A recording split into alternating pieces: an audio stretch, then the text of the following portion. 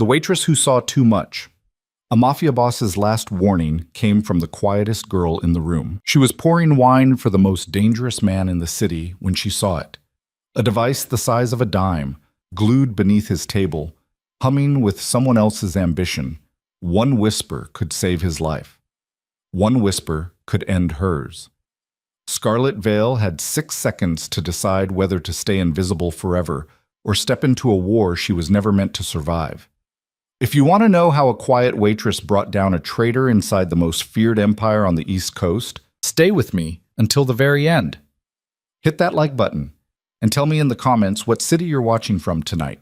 I want to see how far this story travels. The rain had been falling on Brenner's Point since a little after 4 in the afternoon, and by 9 o'clock it had settled into that patient, stubborn kind of rain that didn't plan on stopping. It came down slant against the diner windows, beating up on the old glass and sliding in crooked rivers toward the sill. The neon sign outside, the Blue Gull, coffee and supper, buzzed and flickered every 40 seconds or so, painting the wet sidewalk an unsteady pink. A gull somewhere down near the fish piers made a noise that sounded almost human, almost like a woman laughing too hard at a joke that wasn't funny. Inside the diner, it was warm in that old, tired way. Steam heat, fryer oil, coffee that had been on the burner too long. Scarlet Veil had been on her feet since 2. She could feel every hour of it in the small of her back, in the arches of her feet inside shoes that used to be white. She moved between tables the way she always did. Quiet, efficient, eyes down unless a customer wanted them up. Her dark hair was pulled back in a low knot, a few pieces loose at her temples where the heat had sweated them free. She was 26 years old. She had a small scar under her chin from falling off a bike when she was 11, and a chipped front tooth she never smiled wide enough to show. She wore a name tag that said Scarlet in smudged black marker because the plastic one had snapped 3 weeks ago and she hadn't gotten around to replacing it. Nobody who walked into the Blue Gull ever really looked at her. That was the part she had gotten used to. That was the part, if she was being honest with herself, that she had started to need. "Order up, Scar." Manny's voice came rough through the pass-through window, a thick arm shoving a plate of meatloaf and mashed potatoes into the light. "Table 6, and tell Walt his eggs are going to take another minute. The yolk's broke, and I ain't serving him broke yolks." "Copy that." She picked up the plate with the edge of a folded towel and didn't wince at the heat through the cloth, even though it was hot enough to bite.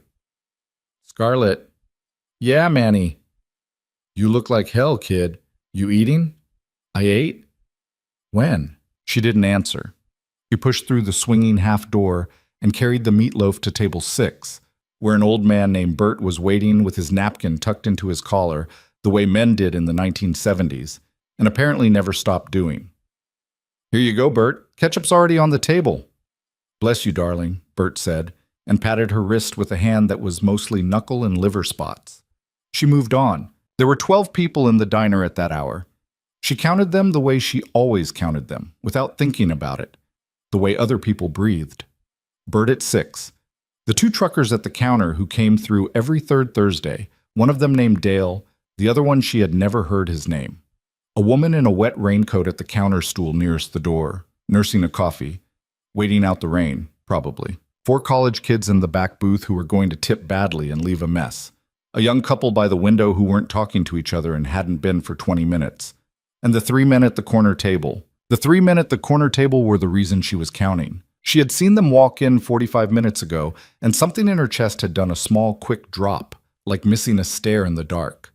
Not because they were loud. They were not loud. It was the opposite of loud.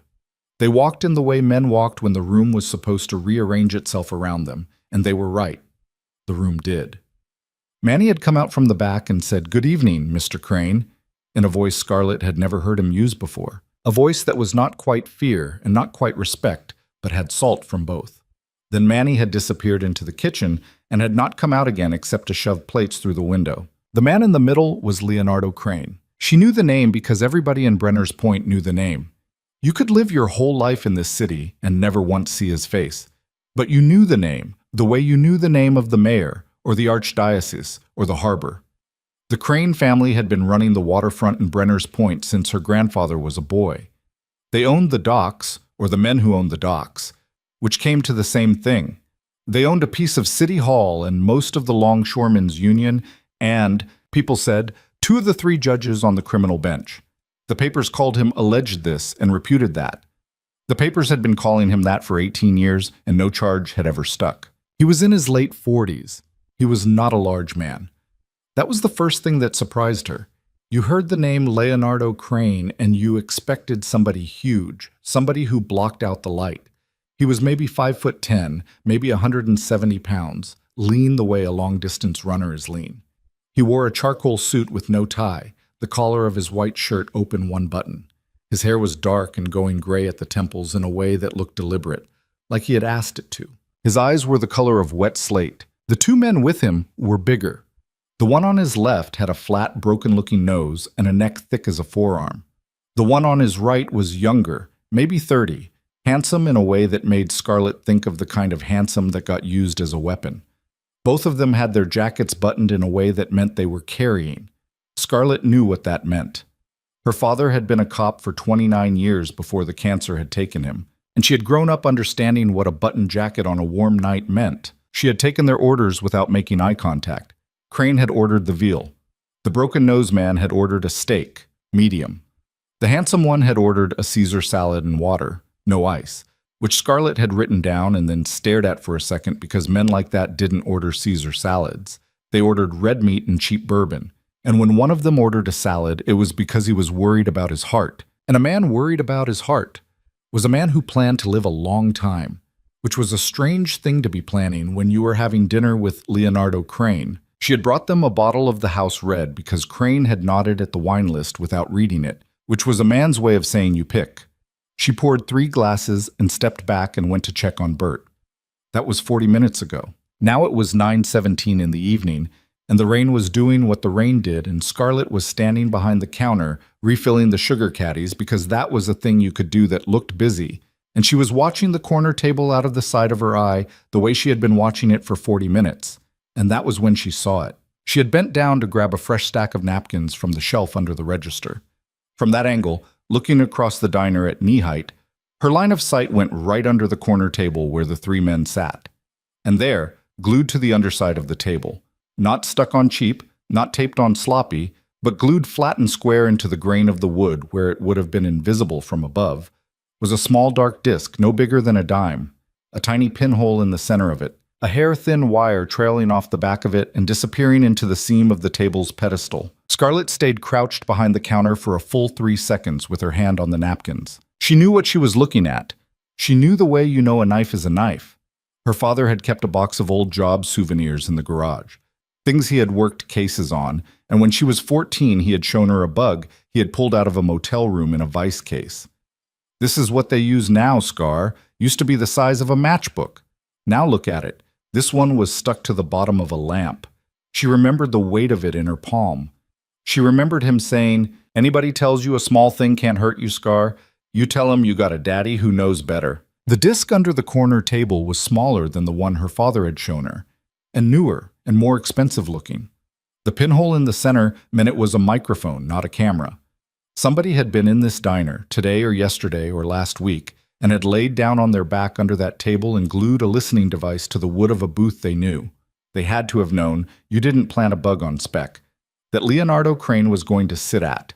Her hand was shaking a little, so she took the napkins and stood up slowly and set them on the counter. Her mouth was dry. She thought, walk out the back. Punch your time card, tell Manny you're sick. Walk out the back door and go home and lock the door and don't ever come back here again. That was the smart thing. That was the only smart thing. Whatever was happening at that corner table was not her business. Whoever had put that bug under that table was either a cop, which meant federal charges for anybody who warned Crane, or was somebody worse than a cop, which meant a funeral for anybody who warned Crane. Either way, a waitress in a $10 shirt had no good reason to open her mouth. She thought about her mother, 300 miles west in a memory care unit in Pennsylvania, who sometimes still knew her name. She thought about the $2,300 a month that place cost. She thought about the overdue notice on the kitchen counter of her apartment and the fact that Manny paid her in cash on Fridays, and she had already borrowed against this week. Walk out the back, Scar. Punch the card. Go home. She picked up the wine bottle instead. She didn't decide to. Her hand just did it. She picked up the bottle of the house red off the back counter, and she tucked a clean white towel over the top of her wrist the way a proper server did, and she walked out from behind the counter and across the diner toward the corner table. The handsome one saw her first. His eyes came up and tracked her from about 15 feet out, cool and uncurious, the way a cat watches a leaf. The broken-nosed one didn't look at her at all, because his job was to watch the door, and he was watching the door. Crane was mid-sentence, something low, his fingers loose around the stem of his wine glass. "Not tonight, and not tomorrow," Crane was saying. "I told Falcone I'd give him an answer by Friday, and Friday's what he gets, not a day before. If he calls again—" "Would anyone care for more wine?" Scarlett said. Her voice came out steady. That surprised her. Inside her chest, her heart was doing something fast and sick, but her voice came out the way it always came out. Quiet, polite. The voice of a girl who was not really there. Crane didn't look up. He just lifted his glass an inch in the universal gesture that meant, yes, please. The handsome one shook his head once. The broken-nosed one grunted, which Scarlett took as a yes. She moved to Crane's side first. She had decided, in the 6 steps from the counter, that she would do it on the pour. She would do it on the pour because on the pour she had a legitimate reason to lean in close, and because on the pour the 2 bodyguards would be watching her hands, not her mouth. She tilted the bottle. The wine came out dark into the glass, purple-black, in the bad light. She leaned in. She was close enough to smell him. He smelled like cedar, and something warmer under it, something like wet leather. A clean smell. An expensive smell. Her face was maybe 8 inches from his ear. "There's a bug under your table," she said. She set it into the curve of his ear under her breath, the words barely shaped. "Microphone, glued to the wood, don't look." The wine kept pouring. Her hand did not shake. That was the thing she would remember later, the thing that would make her wake up at 3 in the morning for weeks afterward. That her hand did not shake. Leonardo Crane did not move. For 1 full second he did not move at all, and Scarlett thought, "He didn't hear me. Oh, thank you. He didn't hear me. I can walk away. I can—" And then, without turning his head, without lifting his eyes from the tablecloth, Crane said, at a volume that would not have reached the next table if the next table had been a foot closer, "Are you certain?" "Yes." "When?" "Just now. I saw it just now, bending down at the counter." "Describe it." "Small, dime size, dark, pinhole in the center, wire running into the pedestal seam." "How do you know what you're looking at?" "My father was a cop." She set the bottle down on the table. Her hand was steady. A very small muscle moved in Leonardo Crane's jaw. Nothing else. His eyes stayed on his glass. Then he said, still at that same impossible volume, "Thank you. Pour for my associates, please, and then walk away. Do not look at this table again tonight." "Yes, sir." She poured for the broken-nosed man. She poured for the handsome one, who had been watching her the whole time with an expression she could not read, but that made the skin on the back of her arms prickle.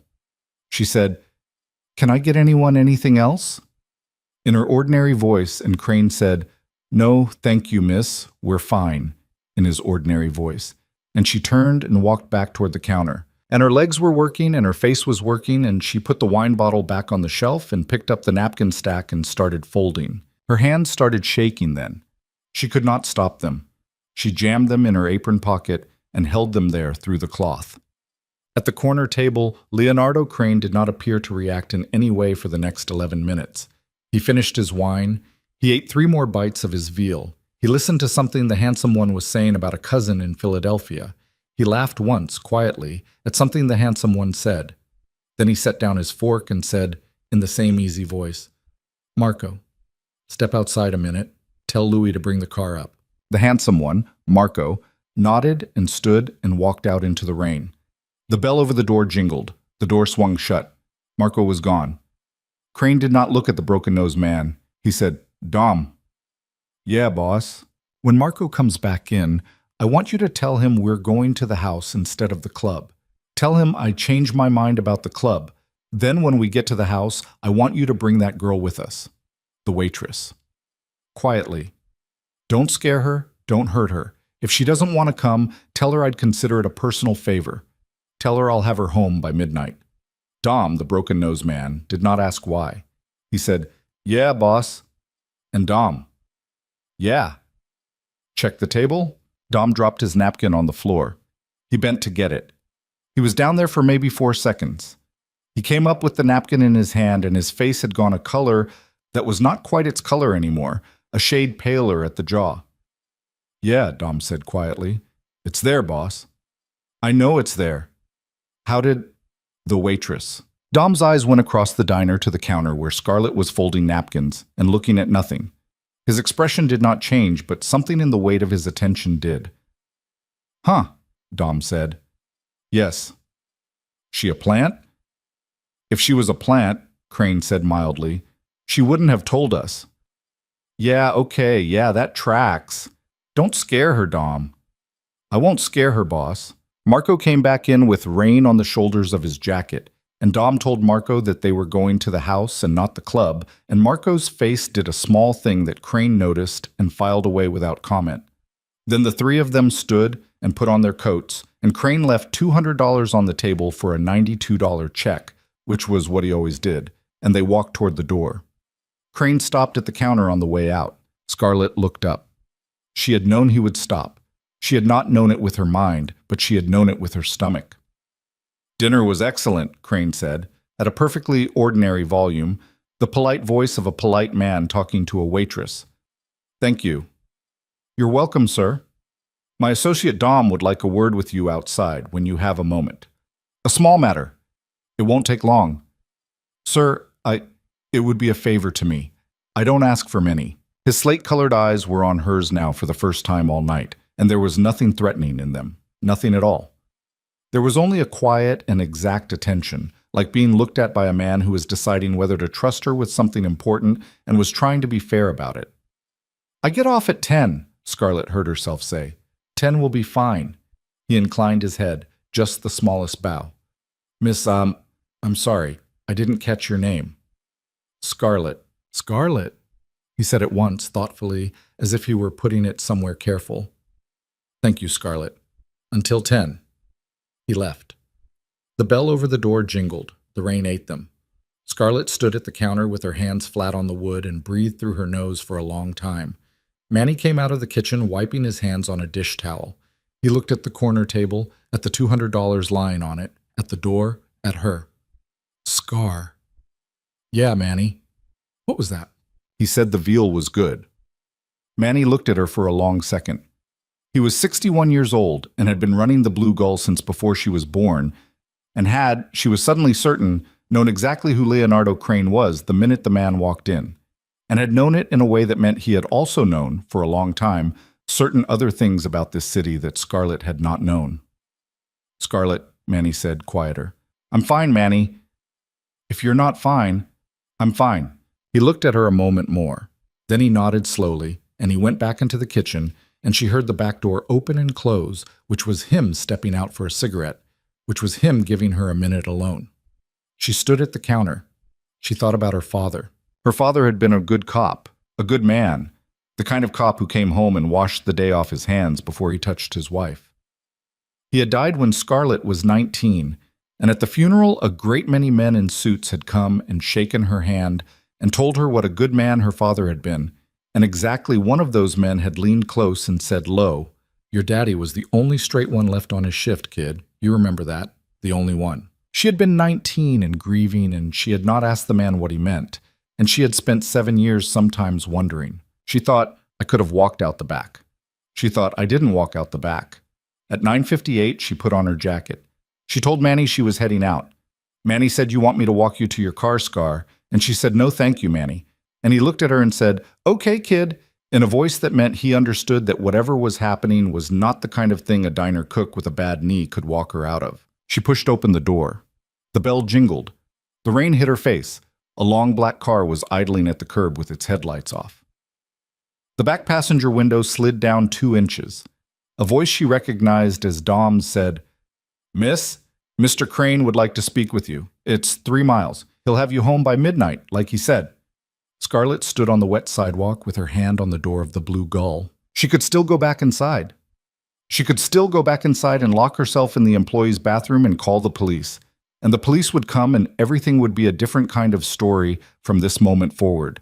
A story with her name in a file somewhere and a detective asking her questions, and possibly her picture in a newspaper. And she would be known in this city in a way she had spent her whole adult life trying very hard not to be known. Or she could get in the car. She thought about her father again. She thought about the thing the man at the funeral had said. The only straight one left on his shift, kid.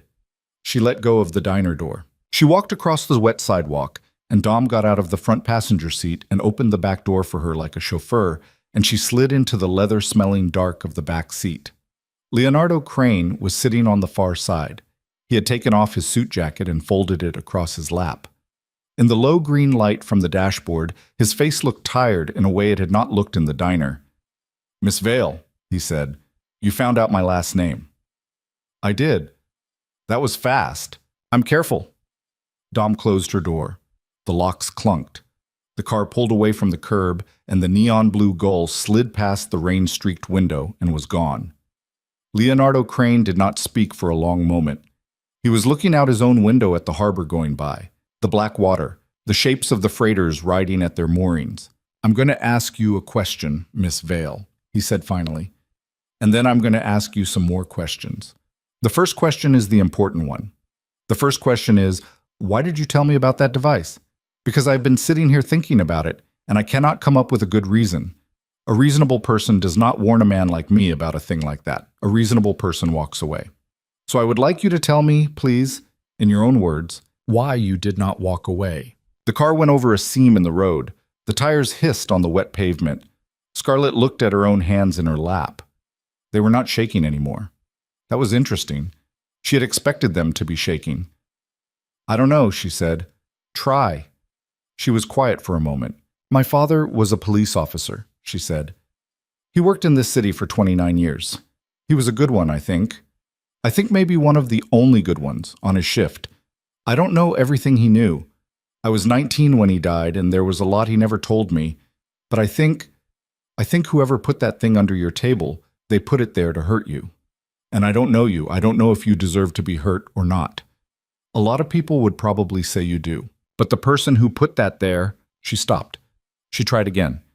"The person who put that there didn't do it because they're a good person. They did it because they're a sneak. And my father hated sneaks more than he hated anything. And I watched him hate them for 19 years. And when I saw that little thing under your table, I thought about him. And I thought, if I walk away from this, I am on the side of the sneak.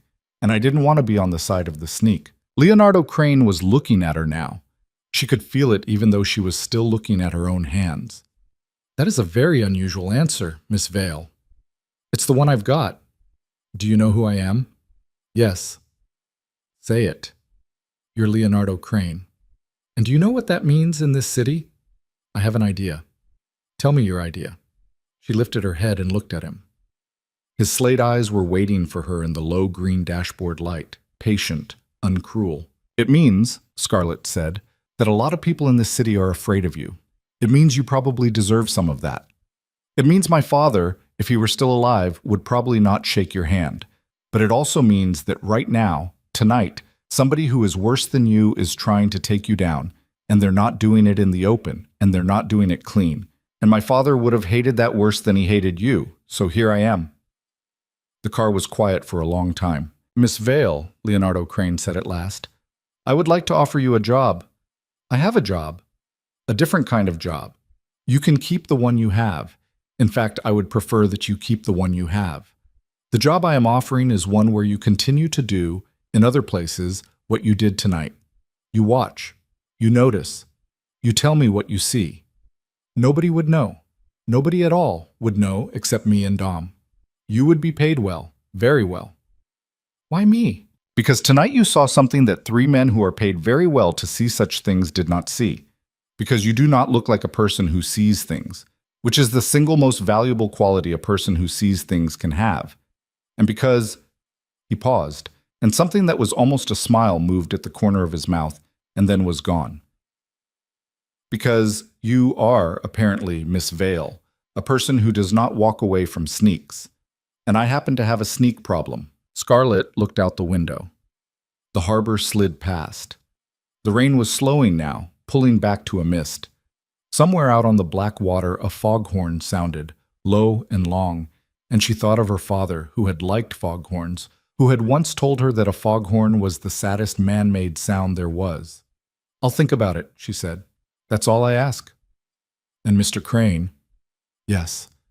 If I say yes, and I'm not saying yes, but if I do, I need you to understand something. Tell me. I'm not yours. I'm not anybody's. I'm not going to carry a gun. I'm not going to hurt anybody. I'm not going to lie for you in a courtroom. If I see something that makes me want to walk, I walk. If I find out you're the kind of man my father would have put in a cell, I walk. Those are the rules." Leonardo Crane was silent for a long moment. Then he said very quietly, "Miss Vale, if those were not the rules, I would not want you." The car turned off the harbor road. The lights of Brenner's Point spread out below them, pink and yellow and smeared by rain, a city that had not noticed yet that one small thing had changed inside it tonight. A waitress in a $10 shirt had looked under a table and had not walked away, and somewhere in that city a person who did not yet know they had lost. Scarlet Vale sat in the back of the long black car with her hands folded neatly in her lap and watched the lights of her city go by and tried to decide what kind of woman she was going to be from here on out. The car delivered her home at 11:46, which was 14 minutes ahead of the promise Leonardo Crane had made, and Scarlet Vale took this to mean something about the man, though she was not yet sure what. Dom walked her to the door of her building, the broken-nosed man turning out to be unexpectedly polite in that specific old neighborhood way, holding the vestibule door for her with one big hand and waiting until she had her key in the lock before he said anything. "Miss." "Yeah, you got my number. Boss gave it to you on the card." "He did." "You call that number day or night, I answer. You don't call anybody else about this. Not a friend, not a sister, not a priest. Nobody." "I don't have a sister." Dom's mouth moved in something that might have been amusement in a younger man. "Good," he said. "Less people to explain it to." He waited until she was inside and had the inner door closed before he turned and walked back to the car. She watched him through the narrow wire glass window in the foyer. He did not look back. The taillights of the long black sedan pulled away and merged into the thin late traffic on Sibley Avenue and were gone. Scarlett climbed the 3 flights up to her apartment slowly, one hand on the banister. The stairwell smelled like fried onions from 2B and wet carpet from the leak at the landing the super had been promising to fix since September. At her own door she stopped, keys in her hand, and listened to the building. Somewhere above her, a television was playing a laugh track. Somewhere below her, a man was yelling at a woman in Portuguese, or she thought it was Portuguese. Ordinary sounds. The building was the building. Nobody was waiting for her in the hall. She let herself in and put the chain on the door and stood in the dark of her own kitchen for a long moment without turning on the light. Then she went to the kitchen sink and threw up. It came up quick and thin, mostly coffee and bile, and she gripped the edge of the sink with both hands and let it happen, and afterwards she ran the water and rinsed her mouth and her face and stood there dripping with the tap still going. "Okay," she said to nobody. Okay. Okay. She did not sleep that night. She lay on her back on top of the covers in her work clothes with the bedside lamp on and stared at the water stain on the ceiling that looked like the state of Michigan. And she thought about her father, and she thought about the $2,300 a month in Pennsylvania, and she thought about the slate-colored eyes of the man in the back of the car saying, "If those were not the rules, I would not want you." And somewhere around 4 in the morning, she made her decision, and somewhere around 5:30, she finally slept. She woke at 9. Her phone had a text from a number she did not have saved. It said only, "When you're ready, call. LK." She read it twice. She put the phone face down on the nightstand. She got up and made coffee and drank 2 cups standing at the counter in her bare feet, and on the 3rd cup she picked the phone back up and made the call. He answered on the 2nd ring. He did not say hello. "Miss Vale?" "The answer is yes." There was a small pause on the other end, not of surprise, but of somebody taking a moment to set something down. "Thank you," he said. "I have conditions." "I remember the conditions. No weapon, no perjury. You walk when you want." "Those are the big ones. I have a small one." "Tell me." "My mother is in a memory care facility in Pennsylvania. It costs $2,300 a month. I'm 3 months behind. If something happens to me, if I get hit by a bus, if I walk in front of the wrong person, any of it, I need to know she doesn't get put out. Send me the address of the facility this afternoon. I'm not asking you to Miss Vale, send me the address. That is the end of that conversation. Is there anything else? She swallowed. No. Good. Work tonight is normal. Dom will come by the diner at the end of your shift. He will not come inside. He will be in a different car. You will not acknowledge him. You will simply get in the car when you finish your shift. Is that acceptable? Yes. Miss Vale? Yes. Thank you. He hung up. She set the phone down and looked at her kitchen in the morning light. The overdue notice was still on the counter where it had been the night before. It looked, in the clean daylight, exactly as pathetic as it had looked in the dark. She picked it up and folded it in half and put it in the drawer with the rubber bands. Then she went to work. The Blue Gull, in daylight, was an uglier place than it was at night. The neon didn't help it anymore. You could see the water stains on the ceiling tiles and the spot on the booth where somebody had burned the vinyl with a cigarette in 1994 and the stain on the carpet by the register where a pipe had leaked 2 winters ago. Scarlett tied on her apron and took her first table at 11, and she did the lunch rush without incident, and when Manny passed her in the kitchen, he did not look at her, which was its own kind of looking. At 2 o'clock during the slow hour, he finally spoke. Scar. Yeah. You gonna tell me?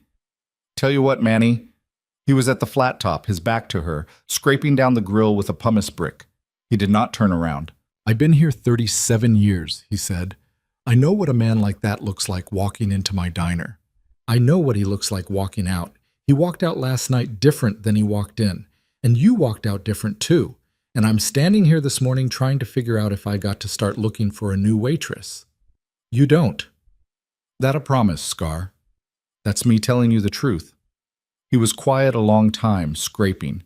The grill hissed under the pumice. Your daddy, Manny said finally. He ever tell you how he and me know each other? He said you used to fix his car. Yeah, I used to fix his car. Mam, tapatistats. He laughed, short, without turning around. Yeah, I fixed his car. Kid, your daddy used to sit at that counter right there every Wednesday for 11 years and drink coffee and listen. That was his Wednesday. He'd come in after his shift and he'd sit at the counter and he'd drink coffee and he'd listen to what men said when they thought a cop couldn't hear him because he was in a dirty jacket with grease on his hands pretending to read the paper. That was your daddy. Scarlett leaned against the pass-through. She had not known this. She had not known this at all. He was on Crane, she said quietly. Wasn't he? My father was on Crane. Your father was on a lot of people. Crane was one. Crane's old man was another. Your daddy didn't get much.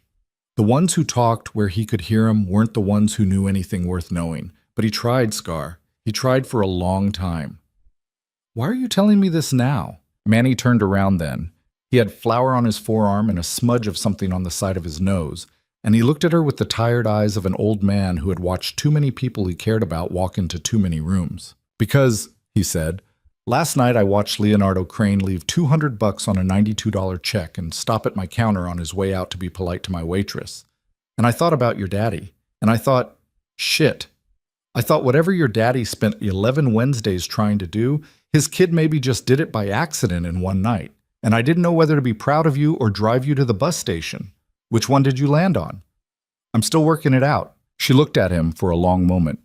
She wanted very badly to tell him everything. She wanted to tell him about the device under the table and the green light on the dashboard and the slate eyes and the deal. But she thought about Dom in the vestibule, saying, not a friend, not a sister, not a priest, and she thought about the fact that Manny was 61 years old and had a bad knee and a wife in Astoria, and she thought, he has been kind to you your whole adult life. Do not make him carry this. Manny? Yeah, Scar. I'm going to be fine. That a promise. That's me telling you the truth. He looked at her a second more. Then he nodded, one slow old man nod, and he turned back to his grill, and he said over his shoulder, Table 9 needs refills, kid. Get moving.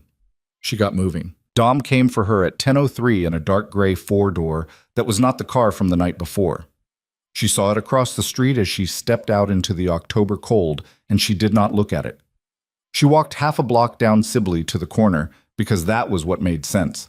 If she had been a woman walking to her own car, the corner was where her car would have been. And the gray four-door pulled up beside her, and the back door opened, and she got in. Leonardo Crane was not in the car. Only Dom, driving, alone. Evening, miss. Evening, Dom. Boss is at the house. He's expecting you. About a 20-minute ride. You good? I'm good. He pulled away from the curb. They took the harbor road north, past the fish piers and the long shuttered cannery and the place where the old amusement park had been when she was a kid, which was a parking lot now. And then the road climbed up into the bluffs where the houses were large and set back from the road behind walls of stone and ivy. Dom turned in at a gate she would not have seen if she had not been looking for it. The gate opened on its own, which meant there was a camera. The driveway was longer than her apartment was wide. The house at the end of the driveway was not the house she had expected. It was not marble-columned or floodlit or any of the things movies had taught her a man like Leonardo Crane would live in. It was a long, low stone house of the kind rich men had built on the North Shore in the 1920s, and it looked tired and loved in the way a well-kept old horse looked tired and loved. There were actual hydrangeas dying politely in pots by the front steps. There was a gray cat sitting on the railing of the porch. Dom parked. He did not get out. Front door, miss. Just knock. He's waiting. You're not coming in. I am not. Okay? She got out of the car. The air up here on the bluffs was different from the air down by the water. Cleaner, thinner, full of the smell of pine and wood smoke from somebody's chimney. She walked up the 3 stone steps. The gray cat watched her without interest. She knocked. The door opened almost at once. Leonardo Crane was not wearing a suit. He was wearing a dark cardigan over a white shirt with the sleeves pushed up and reading glasses pushed up on his forehead and house slippers. He looked, for a disorienting second, like somebody's uncle. Miss Vale, come in, please. She came in. The house smelled like old wood and coffee and, very faintly, like a fireplace. The foyer had a tile floor worn smooth in a path from the front door to the back of the house, the way floors got when the same feet walked the same line for 100 years. He took her coat and hung it on a peg. A dog somewhere deeper in the house thumped a tail against a floor and did not get up. That's Maggie, he said, without turning. She's 14. She stopped caring about visitors around year 8. This way, please. He led her down a hallway lined with framed photographs that she tried not to look at too obviously and mostly failed. Black and white. A woman in a sundress holding a baby. A younger Leonardo in a graduation gown. 2 men in suits, arms around each other, at what looked like a wedding. An old woman with a cane, laughing. None of them the photographs of a monster. All of them the photographs of anybody's family. He took her into a study at the back of the house. It was a small room, smaller than she had expected, with a fire burning low in a stone hearth, and a wall of books, and a desk with 2 laptops and a leather chair pulled up to the desk. And across from the desk, 2 armchairs facing each other with a small table between them. There were papers spread out on the desk. There was a glass of water on the table between the armchairs, and a second glass empty. Sit, please. Water. Thank you. She sat. He poured from a pitcher on the side table and handed her a glass and sat down across from her, and for a moment neither of them spoke. The fire popped. The old dog breathed somewhere out in the hall. Before we begin, Leonardo Crane said, I want to say 2 things. Okay. The first is that I called your mother's facility this morning. The balance is paid in full through the end of the calendar year. I have set up automatic monthly payments from a holding account that is not in my name and cannot be traced to me. If I disappear tomorrow, if I am arrested, if I am killed, those payments will continue. I have arranged this. It is done. You do not owe me for it. It is not leverage. I'm telling you this because you should know, going in, that this piece of your life is safe regardless of what you decide to do tonight or any night after this. Is that clear? Her throat did an unexpected thing. She took a sip of water. That's clear. The second thing, I want to tell you what I am. I'm not going to tell you everything. That would be foolish of both of us. But I want you to know enough to make an honest decision. Because you said to me last night that if you found out I was the kind of man your father would have put in a cell, you would walk. And I want you to walk now, tonight, if that is what you are going to do. Not in 6 months, after you have seen things and heard names. Now. Okay? He set his glass down. He looked into the fire. I move things into and out of the city that the city has decided it does not want to officially know about. Cigarettes? Sometimes. Liquor in certain volumes. Prescription pharmaceuticals that are legal in Canada and not legal here. I do not move heroin. I do not move fentanyl. I do not move women. I do not move children. I have had men killed 3 times in 22 years. Each of those men had killed someone of mine first, and each of those men I killed personally. And I will not apologize for any of the 3 of them, but I will not pretend to you that I am a clean man either. I am not a clean man, Miss Vale. I am a man who has tried to run a dirty business as cleanly as a dirty business can be run. I don't know if that is a distinction that means anything to you. I don't know if it would have meant anything to your father. I suspect it would not have. Your father sounds like he was a better man than I am. He looked up from his fire. That's what I am. If you want your coat, Dom is outside, and he will drive you home, and you will never hear from me again.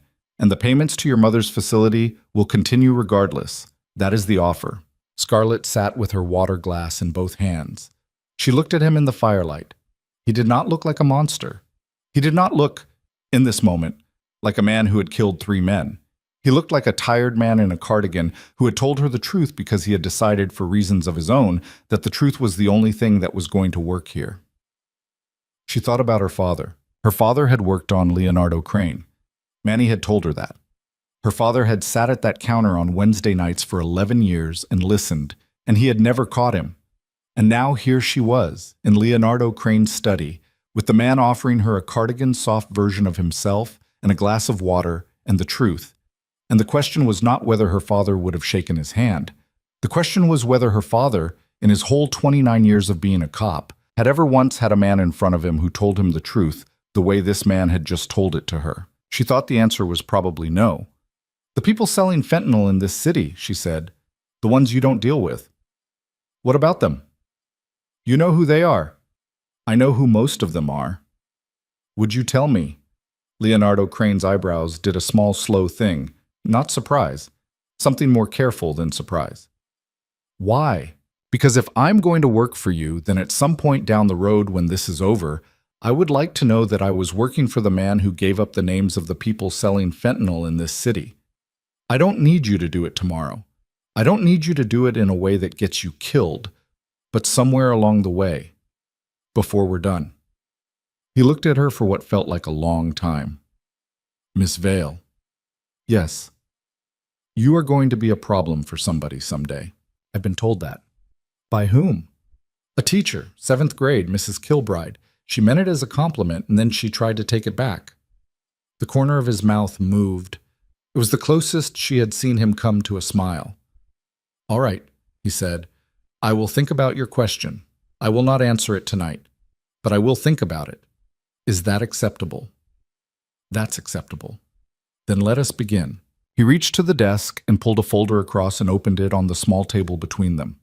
Inside were photographs, 8 by 10s, the kind printed at home from a good printer, not glossy but sharp. He laid them out one by one. 6 faces, 5 men, 1 woman, all of them shot in the kind of candid way that meant somebody had been following them with a long lens. These are the 6 people, he said, who could have planted that device in that diner or paid someone to plant it. That is the whole list. I have thought about this all day. It is not a longer list. I have a larger organization than 6 people, but 6 are the only ones with both the information required to know I was going to be sitting at that specific table last night and the access required to arrange for the device. My reservation at that diner was made 48 hours in advance. Only 6 people knew about it. One of those 6 is the one we are looking for. I want you to look at these faces. Do not look at them as a police officer would look. Do not try to decide which one looks guilty. They all look guilty if you look long enough. Instead, I want you to memorize them. And then I am going to put you, in the next 2 weeks, in rooms where these people will be. And you will watch them. And you will tell me what you see. All shakes. She leaned forward. She looked. The first face was a man in his late 50s, heavy, jowly, gray hair combed back from a wide forehead. His name was Salvatore Ruggiero, Crane said, but everybody called him Sal. He had been with Crane's father before he had been with Crane. He was the bookkeeper. He knew every number. He was the single most trusted person in the organization and had been for 26 years. and Crane had included him on the list because, Crane said quietly, if I don't include him on the list, then I am not being honest with myself about what this list is. The second face was the handsome young man from the diner. Marco. Marco Venturi. 29 years old, Crane's sister's son. His nephew. He had come into the business 3 years ago after finishing law school and not taking the bar. He was clever, Crane said.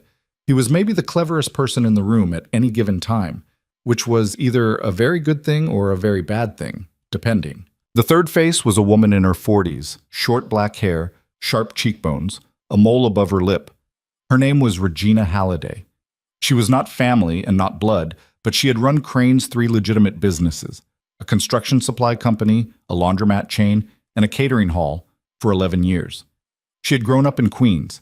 She was the most competent human being Crane had ever employed, he said, and he had never once caught her in a lie, which was either because she had never lied or because she was better at it than anyone else he had ever met. The fourth face was another older man, 60-something, wiry, a mustache, tired eyes. His name was Paulie Deems. He had come out of a long federal sentence 3 years ago and had come back to the organization and had been given a small territory and had behaved himself. And he had not forgotten and would never forget that those years had cost him his marriage, his son's childhood, and most of his back teeth. The fifth face was a man in his mid-30s with a shaved head and a neck tattoo that rose above his collar. Danny Brescia. He had been a problem solver in the organization for 8 years. He had put down 2 of the 3 men Crane had mentioned having killed. He was loyal in the way attack dogs were loyal, which was both the virtue and the limit of him. The sixth face she did not expect. That's a priest, Scarlett said. He is. A real priest. Yes. What is a priest doing on this list? Leonardo Crane looked at the photograph of the man in the black shirt and the white collar. He was perhaps 50, with thinning hair and the kind of face that had been handsome 20 years ago and was now simply kind. Father Joseph Aldosoro, Crane said, has been my friend for 31 years. We were in the same parish school together. He married my sister. He buried my father. He is a good priest and an honest man, and he is the only person outside my immediate operational circle to whom I had mentioned that dinner. I mentioned it to him on Tuesday. I told him I was going to the Blue Gull on Thursday to meet with 2 men because I wanted a quiet place where a man like me could not usually be found. He did not ask me who the 2 men were. He never does. He said he was happy the meeting was somewhere I could relax. I am putting him on this list because if I do not put him on this list, I am lying to myself. That is all. I do not believe it is him, but belief is not the same as knowing. Belief is how you get caught. Scarlett looked at the 6 faces on the table. Mr. Crane? Yes. One of these 6 is trying to put you in prison for the rest of your life. Yes. And you're going to keep doing business with all 6 of them until we know which one. Yes. Because if you change your pattern, they'll know you know. Yes. And you need them to keep thinking you don't know. Yes. That's going to be hard on you. He looked at her. The fire popped behind him. Maggie the old dog sighed in the hallway like an old woman settling. Miss Vale, he said, it is going to be hard on all of us. They worked for another hour and a half. He told her about each of the 6, their homes, their habits, their tells. Sal chewed the inside of his cheek when he was thinking about a number he did not like. Marco had a thing he did with his left cuff when he was about to say something he had rehearsed. Regina never sat with her back to a door. Paulie was afraid of dogs, which was a strange thing about a man like Paulie. Danny blinked too much when he was lying, which was a gift because it meant you always knew. Father Aldosoro had a habit of folding and refolding his napkin when he was uncomfortable with the direction of a conversation. These were the things Crane had cataloged over years, without meaning to, because he was a man who cataloged things. At the end of the hour and a half, he said, "There is an event on Saturday night, a charity auction. My sister's foundation. It's held at the Belmar Hotel downtown. All 6 of them will be there, all of them in the same room at the same time for 3 hours. It will be the first place I put you. You will be a waitress." Because no one looks at waitresses. Because no one looks at waitresses. I noticed that. I know you did. He stood. She stood. He walked her back down the long hallway past the photographs of his life, and at the door he helped her on with her coat himself, which was the kind of old-world gesture her father used to do with her mother. "Miss Vale?" "Yes." "Thank you for coming tonight, and thank you for the question." "Which question?" "About the fentanyl." "Oh. I have been asked many things in my life by many kinds of people. I have not been asked that before. I will think about it." He opened the door. The October cold came in. Dom was out in the driveway leaning against the gray car, smoking. He straightened when he saw her. At the top of the stone steps, she turned back. "Mr. Crane." "Yes." "The one who planted the device, when we find them." "Yes." "You said last night in the car that you have had 3 men killed. Is this going to be a 4th? Leonardo Crane stood in the doorway of his tired, beautiful house, with his reading glasses pushed up on his forehead and his dog breathing behind him, and the photographs of his dead watching him from the wall of the hallway, and he looked at her with those slate-colored eyes, and he was quiet for a long moment. "Miss Vale," he said finally, "that is the other question no one has ever asked me. I'd like an answer. I know you would. Will I get one?" "Not tonight." He closed the door gently. She walked down the 3 stone steps to the car where Dom was waiting, and the gray cat on the porch railing watched her go without interest. And behind her in the house, a man she did not understand stood in his hallway, looking at a wall of photographs and deciding, slowly, what kind of man he was going to have to be from here on out. The 3 days between that night in the study and the Saturday charity auction passed for Scarlett in a strange double exposure. On the outside, she was a waitress working the Friday dinner shift and the Saturday lunch shift, refilling ketchup bottles and wiping down booths and telling Bert at table 6 that yes, the meatloaf was good tonight, same as last night. On the inside, she was memorizing 6 faces. She had the photographs in a manila envelope Dom had handed her in the car on the way home, and she had spent hours at her kitchen table looking at them the way a student looks at flashcards, until Sal's cheek-chewing and Marco's cuff-fiddling and Regina's never sitting with her back to the door and Polly's nervousness around dogs and Danny's too-fast blinking and Father Aldesoro's napkin folding were all in her head like a little catalog she could open and close at will. On Friday night, Dom dropped off a garment bag at the diner. He did not come inside. He handed it through the back door to Manny, who brought it out to her without a word and stood there while she unzipped it. Inside was a black skirt, a white blouse, a black apron, and a small envelope with a name tag that said Emily on it in clean printed letters and $300 in 20s paper-clipped to an index card. The index card had a single line on it in a small, precise hand. "Hotel service entrance, 4 p.m. Saturday. Ask for Ramon." Manny watched her read it. He did not ask. She put the $300 in her apron pocket and folded the index card in half and tucked it into her bra, and Manny watched that too. And when she looked up at him, he shook his head slowly, once. "Scar." "Don't, Manny. I'm not saying anything." "You're saying plenty." "I'm saying I hope you know what you're doing." "I do." "That a promise?" "Manny, I swear to you, I swear on my dad, I know what I'm doing." It was not, strictly speaking, true. She did not know what she was doing, but it was true that she had decided to do it, which in her mind at that moment was close enough to the same thing that she could say it to Manny's face without flinching. The Belmar Hotel was the biggest building downtown, a 22-story granite thing that had been put up in 1923, back when Brenner's Point had briefly thought it was going to be a city that mattered. It still had the lobby from 1923, marble, brass, a ceiling painted with peeling cherubs, and it still put on a show for the people who ran the city, which on that Saturday night meant the Crane Foundation's annual charity auction for the Children's Burn Unit at St. Matthew's Hospital. The foundation was run by Leonardo's sister, Anna Crane Venturi, who was Marco's mother, who had been married to a man named Venturi who had died in a car accident on the Parkway in 2019 that Leonardo had told Scarlett quietly in the study on Thursday night had been a car accident. The service entrance was down an alley off Christian Street. Scarlett got there at 3:50 with the garment bag over her arm and her hair already up in the tight low knot she wore for work. Ramon turned out to be a thick-necked man in a banquet captain's vest who looked at her once, nodded as if somebody had already described her to him, and said, "You're Emily. You're on trays for cocktail hour. You work the ballroom floor. You don't go behind the bar. You don't go in the kitchen. You don't go past the coat check. Any problem? You find me. Bathroom's that door. You got 5 minutes to change. Go. She changed in a staff bathroom that smelled like industrial disinfectant and somebody else's perfume, and she pinned the Emily name tag to her blouse, and she looked at herself in the cracked mirror over the sink for maybe 10 seconds. She looked, she thought, like a waitress, which was good, which was the whole point, which had, apparently, been the whole point of her entire adult life up to this moment, although she had not known it until this week. She came out into the staging area at 4:07.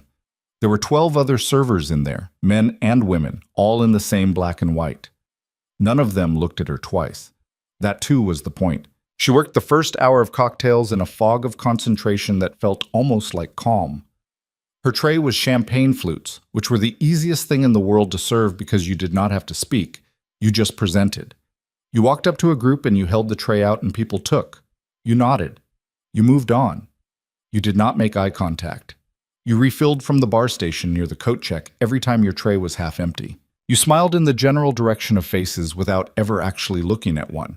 She had been doing a version of this at the Blue Gull for 4 years. The only difference was the room. The room was full of the kind of people she had only ever seen in newspapers. There was the mayor, or a man she thought was the mayor, a tall, hollow-cheeked black man in a tuxedo whose wife had on a dress the color of a good wine. There were 2 city council members she recognized from campaign signs. There was a woman in a silver jacket who she was pretty sure ran the biggest bank in the city. There was a police captain in his dress uniform standing by the bar with a Coke in his hand, watching the room without seeming to watch it, and she made herself not look at him twice. There was a priest in a black cassock and Roman collar standing near the silent auction tables, Father Joseph Aldesoro. She clocked him on her third pass across the ballroom, and she did not let her eyes linger. He was exactly his photograph. Thinning hair, the kind face. He was holding a glass of white wine and talking to an older woman who Scarlett thought, from the shape of the nose and the carriage, must be Anna Crane Venturi, Leonardo's sister. The 2 of them were laughing at something.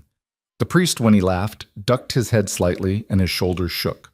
It was a warm laugh. It was not the laugh of a man who had planted a listening device under the table, of the man who had buried his father. Belief is not the same as knowing, Scarlett thought.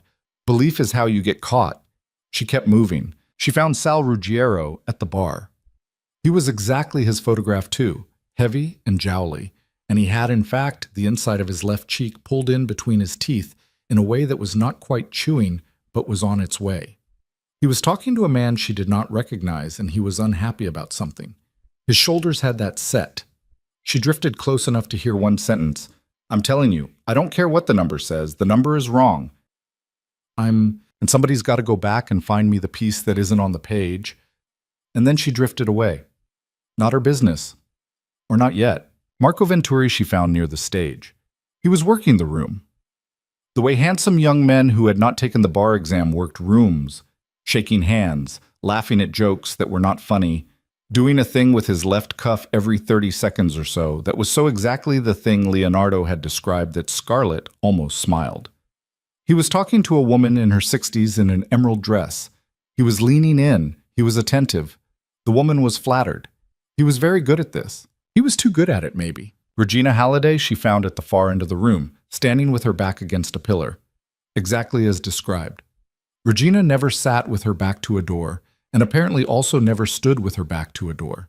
She had a glass of soda water in her hand. Scarlett could tell because there was a slice of lime in it and no fizz left. And she was listening to a man talk at her with an expression of polite attention that Scarlett, who had made her living reading the faces of men, recognized immediately as the expression of a woman who was not listening to a word the man was saying and was instead scanning the room past his shoulder. Their eyes met for half a second. Regina's eyes went through her like she was a lamp. Scarlett moved on. Polly Deems she almost missed because Polly Deems was standing in a corner by the coat check looking small. He had on an ill-fitting suit that was probably 12 years old because 12 years was how long he had been in federal prison while suits had gotten narrower. He was drinking a beer out of a bottle, which nobody else in that room was drinking. Scarlett passed him with her tray, and Polly looked at her, and then he looked at the tray of champagne flutes, and then he looked back at his bottle, and his face did a small complicated thing, something like shame, or something like the memory of shame. and he tipped the bottle at her in a small old man salute, and she nodded back without meaning to. She felt for a moment sorry for him. She filed that feeling and kept walking. Danny Brescia she found last, and Danny Brescia was the one she did not like. Danny was in a black suit and a black shirt with no tie, and he was standing against the wall watching the door, and his neck tattoo was visible above the collar, and he was blinking at a normal rate, which was the terrifying thing, because Leonardo had said Danny blinked too much when he lied, and right now Danny was not lying. And Scarlett had not realized until this exact moment how much she had been hoping it would turn out to be Danny. Leonardo Crane himself was at the center of the room, in a perfectly cut black suit, with his sister on his arm. Anna Crane Venturi was a small, elegant woman in her early 50s and a dress the color of an oyster, and she laughed at things the way her brother almost never did. And she kissed cheeks and remembered names and moved through the room like a woman who had done this all her life. And Leonardo walked at her shoulder half a pace behind her and did the small, quiet job of being her brother in public. He did not once look in Scarlett's direction, which was exactly right, which was the whole agreement. The cocktail hour ended. They moved into the dinner portion of the evening.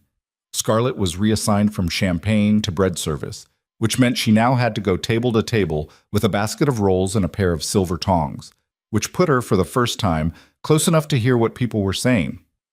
She made 14 passes in 30 minutes. She kept her face still. She listened. At the head table, Anna Crane Venturi was telling a story about her late husband that ended in laughter. At the second table, a city councilwoman was talking to a hospital administrator about bed capacity. At the third table, Marco Venturi was sitting next to a woman she did not recognize and was saying, No, that deal is dead. That deal is deader than dead. You don't need to worry about that deal anymore. She filed that. She did not know what it meant, but she filed it. At the fifth table, Sal Ruggiero was sitting next to Regina Halliday, and they were not talking to each other. That interested her. They had both been in the organization for over 2 decades. They should have been comfortable with each other. They were not. Regina had her body angled away from Sal by maybe 15 degrees, and Sal was eating his salad too fast, which was not what a heavy, jowly old bookkeeper did at a charity dinner, unless he was uncomfortable. At the seventh table, Paulie Deems was sitting alone at the end of a table of people he did not appear to know, and Paulie was staring down at his bread plate with an expression on his face that Scarlett, passing him the second time, understood with a small, cold jolt. Paulie was praying. Not in a showy way, not in a moving lips way, but he had his hands folded in his lap under the edge of the tablecloth, and his shoulders had the set of a man with a conversation going on inside his own head. And Scarlett, who had grown up next door to an old Italian widow who did the same thing at every meal, knew the posture. She did not know what Paulie Deems was praying about. She just knew that he was. At the eighth table, Father Aldosoro was talking to an elderly couple about, of all things, their grandchildren. He was asking the right questions. He was remembering the grandchildren's names back at the couple the second time. He was good with people. He was, by every measure Scarlett had, exactly what he looked like. Exactly a priest. Exactly a friend. She finished her bread rounds. She went back to the staging area to refill. She ran into Ramon, who looked her up and down and said, "You're quiet. I like quiet. Do the coffee service when the speeches start. Same tables." "Yes, sir." "Where you usually work?" "Diner on the south side." "Figures." He almost smiled. "You move like a diner girl. No wasted steps. Most of these kids they send me, it's like watching someone try to walk uphill in new shoes." He slapped the side of the silver coffee urn and went off to yell at somebody in the back. The speeches started at 8:15. Anna Crane Venturi got up to the microphone on the small stage, and she thanked everyone for coming, and she talked about the burn unit, and she talked about a 7-year-old girl named Anika who had been pulled out of a house fire in June, and the room went quiet, and the room listened, and Scarlett, moving between tables with the coffee urn, watched the 6 faces. Sal watched his plate. Marco watched his aunt at the microphone with an expression of practiced, attentive nephew that was so smooth it was almost, not quite, too smooth. Regina watched the room. Paulie watched his hands. Danny watched the door. Father Aldosoro watched Anna with the open, unguarded face of a man watching a woman he loved as a sister, and Scarlett, looking at him in that moment, understood with the kind of certainty she did not know how to justify or explain that Leonardo Crane had been right to doubt that his friend was his betrayer. It was not him. 5 faces left. The speeches ended at 8:45. The auction started. It was a silent auction for the first half and then a live auction with a paid auctioneer for the big items.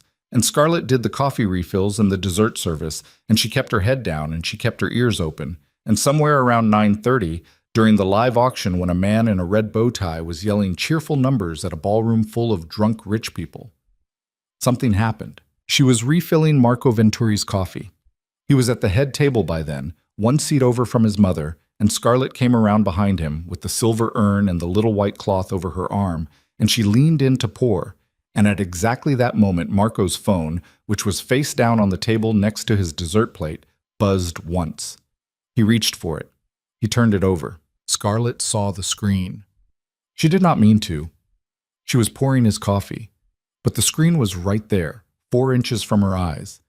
And the notification was a text message. And the first line of the text message, which was all she saw, was 3 words long. He knows. Abort. Marco's thumb came down on the screen and turned it black before she had finished pouring. She finished the pour. She set the urn down. She said quietly, "Cream, sir?" And Marco, without looking at her, said, "Black, thank you," in a voice that was perfectly even. She moved on to the next seat at the head table. She poured coffee for the woman in the emerald dress. She asked about cream. She did the smile at nothing. She moved on to the next seat. Inside her chest, her heart was doing a thing it had not done since the night at the diner. He knows. Abort. 3 words. No name on the sender as far as she had seen, but it was on Marco Venturi's phone, and the timing was not the timing of a man receiving news. The timing was the timing of a man who had been waiting for news and had just gotten it. He had not startled at the buzz. He had turned the phone over the way a man turns over a card he has been waiting all night for. She finished the table. She went back to the staging area. She put the coffee urn down on the side table and she said to Ramon, who was passing, "Bathroom, 2 minutes." And Ramon waved her off without looking. She went into the staff bathroom. She locked the stall door. She took her phone out. Her hands were shaking. She did a thing she had not done before, which was she did not call Dom. She typed a text to the number Leonardo had given her. She typed it fast with her thumbs, in that cramped stall with the smell of industrial disinfectant in her nose. Marco. His phone just now. Text said he knows. Abort. 3 words. She sent it. She stared at the screen. 3 seconds went by. 4. The 3 dots came up, meaning he was typing. They disappeared. They came up again. They disappeared. Then a single message came back. "Stay where you are, finish your shift, do not change anything." She stared at it. She read it twice. "Okay, she typed back. Then, because her hands were still shaking and she had 10 seconds before Ramon would start wondering where she was, she typed one more thing. "Are you okay?" The 3 dots came up. They stayed up for what felt like a long time. Then, "I am fine, Miss Vale. Thank you for asking. Finish your shift." She put her phone away.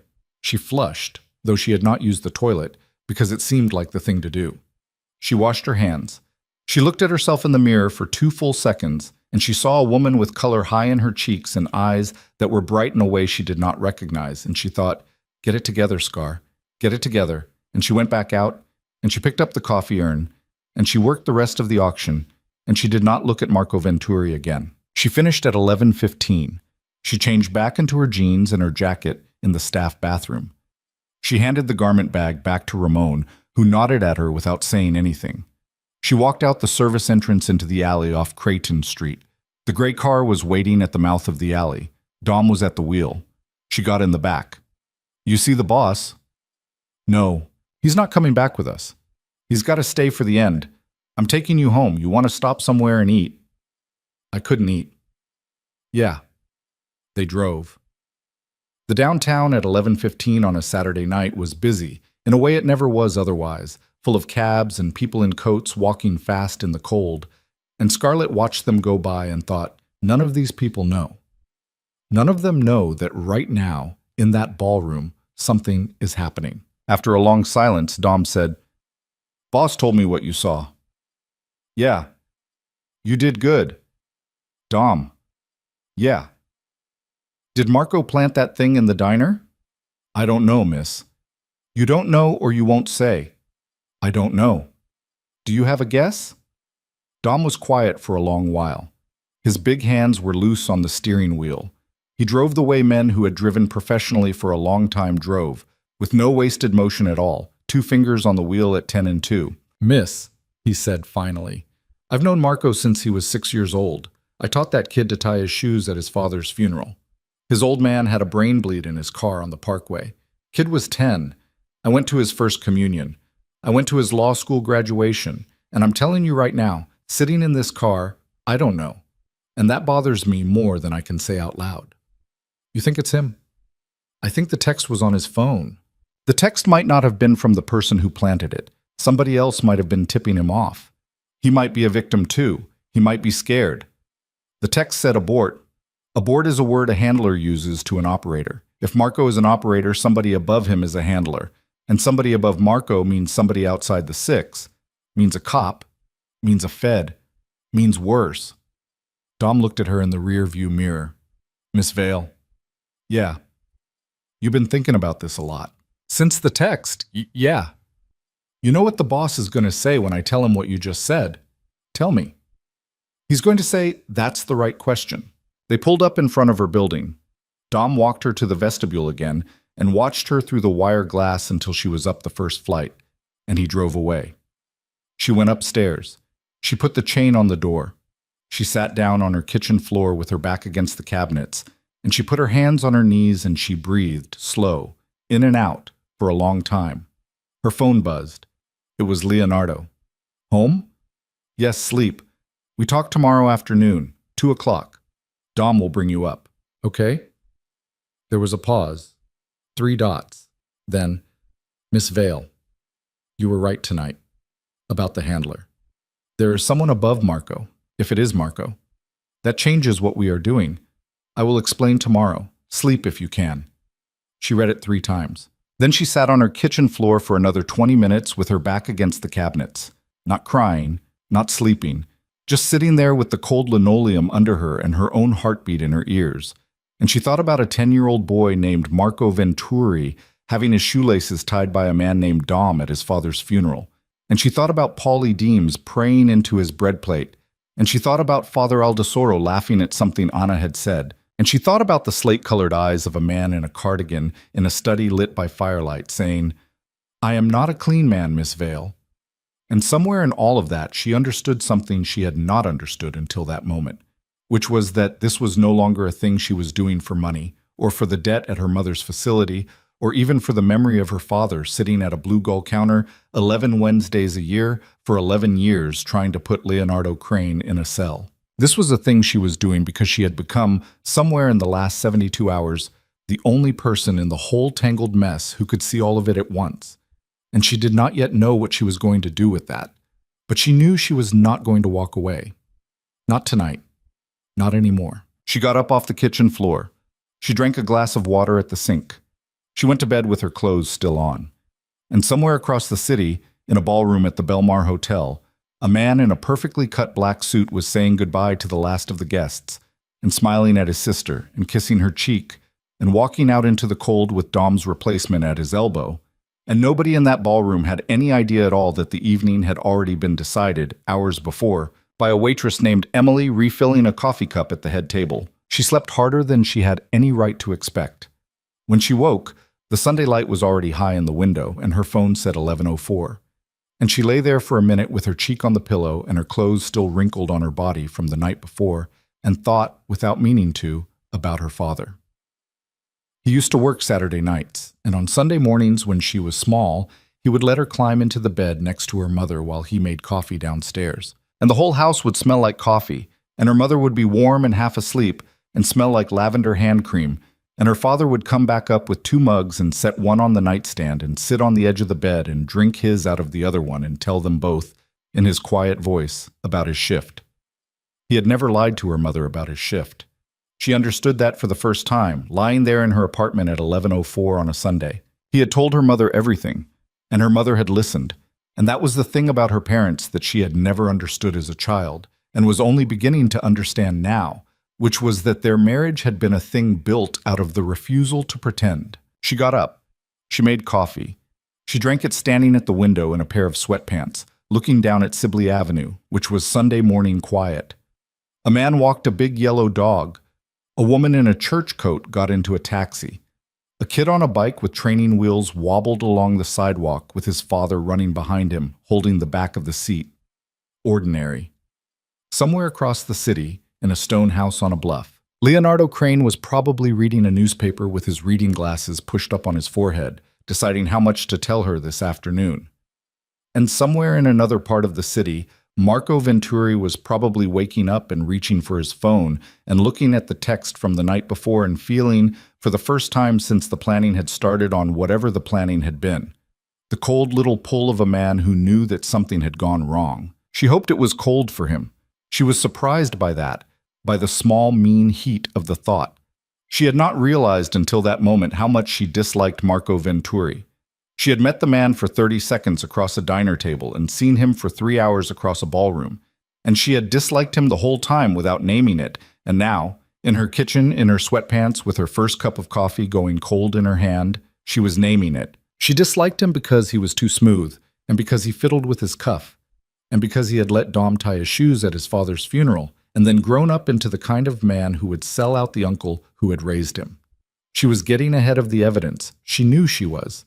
But her gut was ahead of the evidence, and her gut was the only part of her that had been right about any of this so far. So she was going to listen to it. Dom picked her up at 1:45. He was in a third car this time, a green one, nondescript. He drove her up to the bluffs in silence. At the gate he said, "You eat, miss. Toast. He'll feed you. He always feeds people." "I'm okay. Suit yourself." At the house, the gray cat was again on the porch railing, though Scarlett suspected now that this might simply be where the cat lived. The front door opened before she had reached the top step. Leonardo was in jeans and a flannel shirt, which was even more disorienting than the cardigan had been, and he held the door for her and said, "Miss Vale? Thank you. Come in. Kitchen, today, if that's all right." "Kitchen is fine." The kitchen was at the back of the house, off the study, and it was a big room with a long, scarred wooden table and copper pots hanging from a beam and a window that looked out over a yard with an apple tree in it. The apple tree was bare. There was a fire going in a small stone fireplace in the corner, which was a thing Scarlett had not known kitchens could have. Maggie, the old dog, was sprawled in front of it on a rag rug, and she thumped her tail twice when Scarlett walked in and did not get up. "Sit, please. I made soup." "You made soup." "I did. It is Sunday. I make soup on Sunday. It is one of the only 3 things I cook. My sister has pointed this out to me on more than one occasion." He ladled soup into 2 bowls from a pot on the stove. It was a minestrone, with good bread torn in pieces on a board on the table, and a dish of olive oil, and a small bowl of parmesan. And Scarlett sat down at the scarred wooden table across from Leonardo Crane, and looked at the food, and realized that she was very hungry, and that she was also, and this was the stranger fact, not afraid. Somewhere between last night and now she had stopped being afraid of this man. She was not sure yet what to do with that information. They ate for a few minutes without speaking. He broke bread. She dipped hers in the oil. The fire popped. Maggie sighed. Finally he set his spoon down. "Miss Vale?" "Mr. Crane." "Leonardo, please." "We are past Mr. Crane. It is Sunday. My kitchen." "Leonardo." "Good. Thank you. I am going to tell you 3 things, and then I am going to ask you 1 question, and then I am going to tell you what I think we do next. Is that all right with you?" "That's all right with me." "The first thing is this. Last night, after the auction, after I got home, Dom and I spent 2 hours looking at the timing of that text. Do you remember what time it came in?" 9:31. "Good. That is what Dom said. He has the time noted down from when you first told him in the car. At 9:31, Marco Venturi received the text that said, 'He knows. Abort.' At 9:14, 17 minutes earlier, a man walked into my house." She set her spoon down. "Your house. This house." "This house. I was not here. I was at the auction." "Dom was not here. Dom was at the auction. The only person in this house at 9:14 was Elena, the woman who has kept my house for 11 years. She was upstairs putting clean sheets on my bed. She heard the alarm beep in the way it beeps when someone who knows the code comes in through the side door. She called out. Nobody answered. She came down. There was nobody in the kitchen. There was nobody in the study. The side door was closed. The alarm was rearmed. Everything looked the way she had left it. She thought she had imagined it. She did not call Dom. She did not call me. She finished the sheets and she went home at 10:30, which is her normal time on a Saturday. Someone was in your house. Someone was in my house. With your alarm code. With my alarm code, which exactly 4 people have. Myself, Dom, Elena, and... He paused. He looked into the fire. Marco. Why does Marco have your alarm code? Because he is my nephew.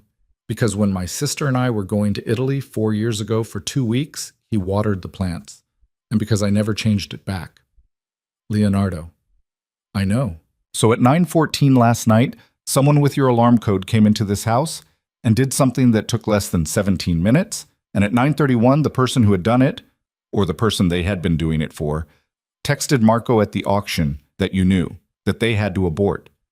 Which means they found something, which means you have something in this house that a person who was looking for it would find in under 17 minutes. And when they found it, they would know that you knew about the bug in the diner. Leonardo Crane looked at her across the scarred wooden table.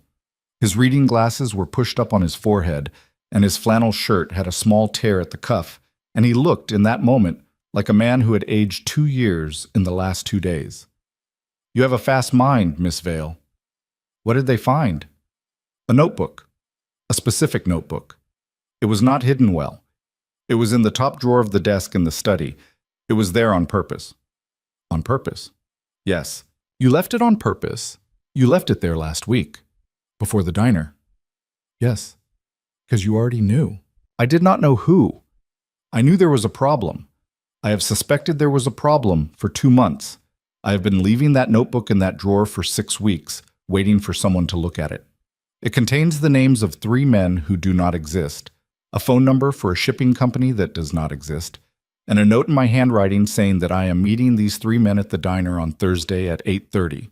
The whole notebook is theater. It is a play I wrote for one person, and I did not yet know who that person was, and I was waiting for them to tell me. The bug under the table was the tell. The bug told me which play the audience was watching. It told me that whoever was watching me had read the notebook, because the notebook was how they learned I was going to be at the diner. But the bug did not tell me who had read the notebook, because the notebook had been sitting in an unlocked desk drawer for 6 weeks. Anyone could have read it. It was still a list of 6. And then I saw the bug, and then you saw the bug, and I had to change my plan. Because once I knew about the bug, I had to get out of the diner without letting the person listening know that I knew about the bug. Which I did. I finished my veal. I complimented the restaurant. I left $200. I was ordinary. If the person listening was any good at their job, and they were, they heard nothing last night that told them anything had changed. They thought I was oblivious. They thought the play was still running. Until last night at the auction. Until last night at the auction. Because last night at the auction, I told 3 people, 3 of the 6, that I had decided to move the notebook from the drawer in the study to a safe deposit box on Monday morning because my insurance company had been after me to keep valuable papers in a bank. I told each of the 3 in a way that sounded casual. I told Sal. I told Regina. I told Father Aldosoro. I told them each separately, each out of earshot of the others, each at a different point in the evening. If the bug planner was one of those 3, they now had a problem. Their window for reading that notebook was about to close. They would have to read it tonight or lose access forever. And the only way to read it tonight was to go to my house. And the only way to go to my house was to have the alarm code. But only Marco has the alarm code. Yes? So Marco was always the runner. Whichever one of the 3 you told, they had to use Marco to get in. Which means the bug planter is one of the other 3 who you told, plus Marco is their inside access. Yes. So it is Sal, Regina, or Father Aldosoro, plus Marco. Yes. But it isn't Father Aldosoro. Leonardo looked at her. What I? Because I watched him for 3 hours last night, and he did not fold his napkin once. Leonardo Crane set down his spoon. He looked at her with something that might, in a more smiling man, have been amazement. You remembered the napkin.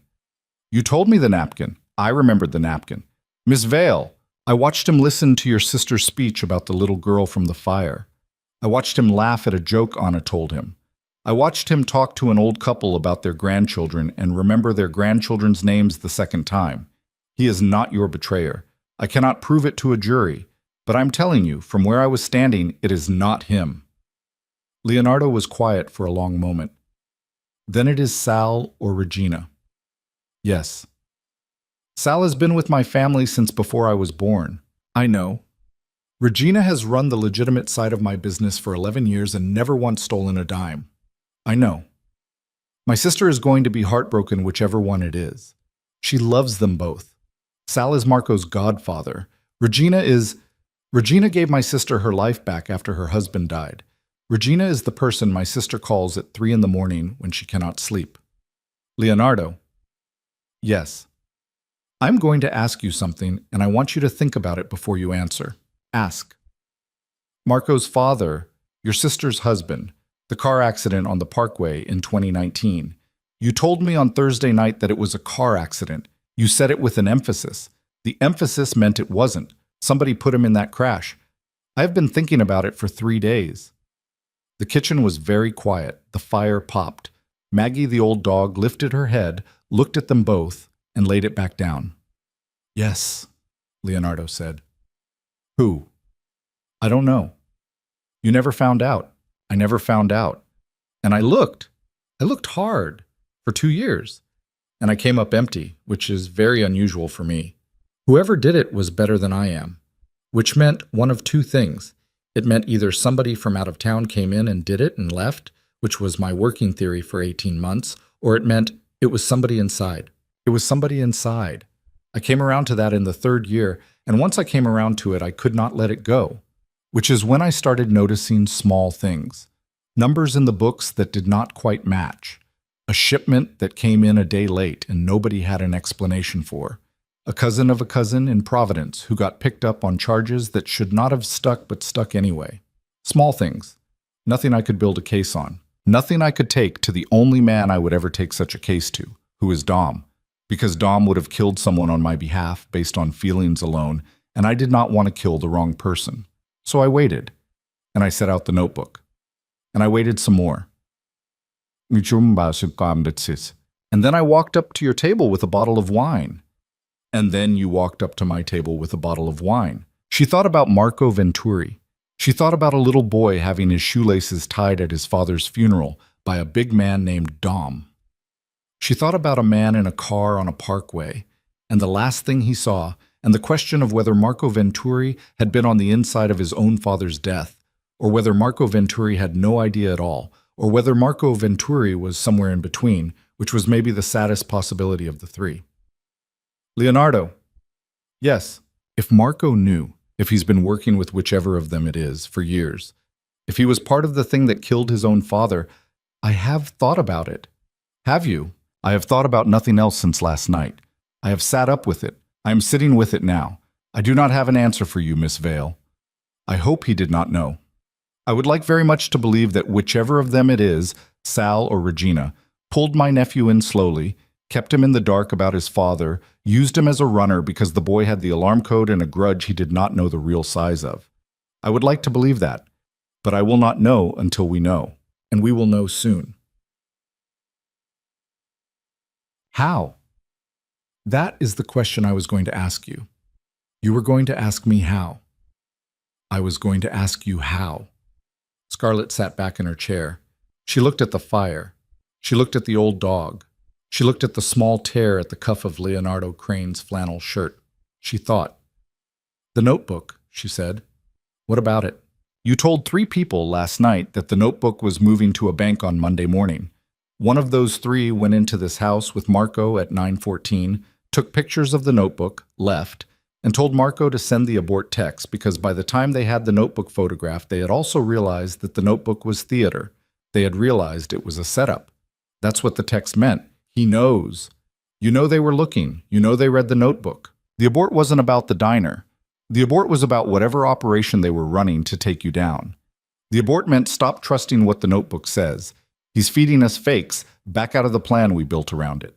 Yes. So right now this afternoon, whichever of the 2 of them, Sal or Regina, is your betrayer, that person is scared. They are more scared than they have been in this entire 2-year thing, because they just realized that you have been running a play on them, and they don't know how long you have been running it, and they don't know what else is theater. They are sitting somewhere right now, this very minute, trying to figure out whether you know about them specifically, or whether you just know there is a leak in the organization and have been flushing it generally. If it's the first, they have to run. If it's the second, they can stay and pretend and hope. They're trying to figure out which one it is, and the only way they can figure out which one it is if they contact their handler. Yes, their handler, the one who sent the text, which means there is going to be a phone call or a meeting or a dead drop between now and tomorrow morning. There has to be. Because the handler and the operator have to decide together whether the operation is burned or whether it can be saved. And if we can see that phone call or that meeting or that dead drop, we know who the handler is, and we know who the operator is, and we know both of them at the same time. Miss Vale. Yes. You are describing surveillance. I'm describing surveillance of 2 specific people for a window of less than 24 hours, with only Dom and myself and you. Yes. Which is not possible. Which is not possible with just the 3 of us. So what are you proposing? Scarlett looked at him across the scarred wooden table. I'm proposing that you have to give up 2 of the 6. Not to us, to somebody else. You have to tell 2 people who you trust absolutely, not the 6, 2 different people, 2 of Dom's guys, to sit on Sal and Regina for the next 24 hours. You pay them well. You tell them nothing about why. You tell them it is a protection detail. You tell them Sal and Regina are being followed by people who might try to hurt them, and your people are the ones watching for those people. So when Sal or Regina goes to make the call or the meeting or the drop, Dom's guys follow along without Sal or Regina ever knowing they are being followed by us. They think they are being followed by the enemy, so they don't try to shake the tail. They lead us right to the handler, and we have them both. Leonardo Crane set down his spoon. He looked at her for a long time. Then he laughed. It was a short laugh, not a happy one. A laugh of a man recognizing something. Miss Vale. Yes. Your father would be, I think, extremely proud and extremely unhappy. Both at once, yes. He raised you, didn't he? He raised me. It shows. He got up. He went to the old phone hanging on the kitchen wall, which was a rotary phone, an actual rotary phone, the kind that you had to dial with your finger in the holes. He did not pick it up. He looked at it for a long moment. Then he turned back to her. There is one thing wrong with your plan. Tell me. Polly Deems. Polly. Polly is one of the 6. You cleared Father Aldesoro from the list. You did not clear Polly. I think you were about to, but you have not said it, and I am not going to let you forget about him. Polly served 11 years in federal prison. Polly came out of that prison without his teeth, and without his wife, and without his son. Polly hates this life. Polly has told me twice in the last year that he hates this life. Polly has more reason than anyone in the organization to want to hand me to the federal government, and Polly has been quiet for a very long time. And quiet men in our business are either loyal or they are waiting. Scarlett thought about Polly Deems standing in the corner at the auction with the beer bottle and the 12-year-old suit. She thought about him at the table during the speeches, with his hands folded in his lap and his lips not moving, but his shoulders set, praying. He was praying last night. Polly prays. Polly has prayed every day of his life. His mother was from Palermo and she raised him to pray. That is not evidence. I know, I'm thinking out loud. Think more, she thought. She thought about the way Polly had looked at the tray of champagne flutes and then looked away, with shame on his face. She thought about the small salute with the beer bottle. She thought about how he had not, all night, gone anywhere near Marco Venturi. She thought about the fact that a man who was running an operation with Marco would have, at some point in a 3-hour cocktail hour and dinner, at least nodded at him from across a room. Polly had not. Polly had not looked at Marco once, either because he was disciplined or because he had no reason to. Leonardo. Yes. Polly didn't look at Marco last night, not once. I watched. You watched for Polly looking at Marco. I watched for everyone looking at everyone. That is what you pay me for. He smiled, the small, tight smile that was, on him, the equivalent of another man laughing out loud. Yes, that is what I pay you for. Polly is not the one. He was sad last night, and he was praying, and I think maybe he is the kind of man who is quietly not very well, but he is not running an operation against you with your nephew. He hasn't got the stomach for it anymore. Prison took it out of him. That was what I saw on his face. It wasn't guilt, it was tiredness. I would stake a lot on it. Miss Vale. Yes. If you are wrong about Polly, and it is him, we are going to have a problem. I know. But you are not wrong, no?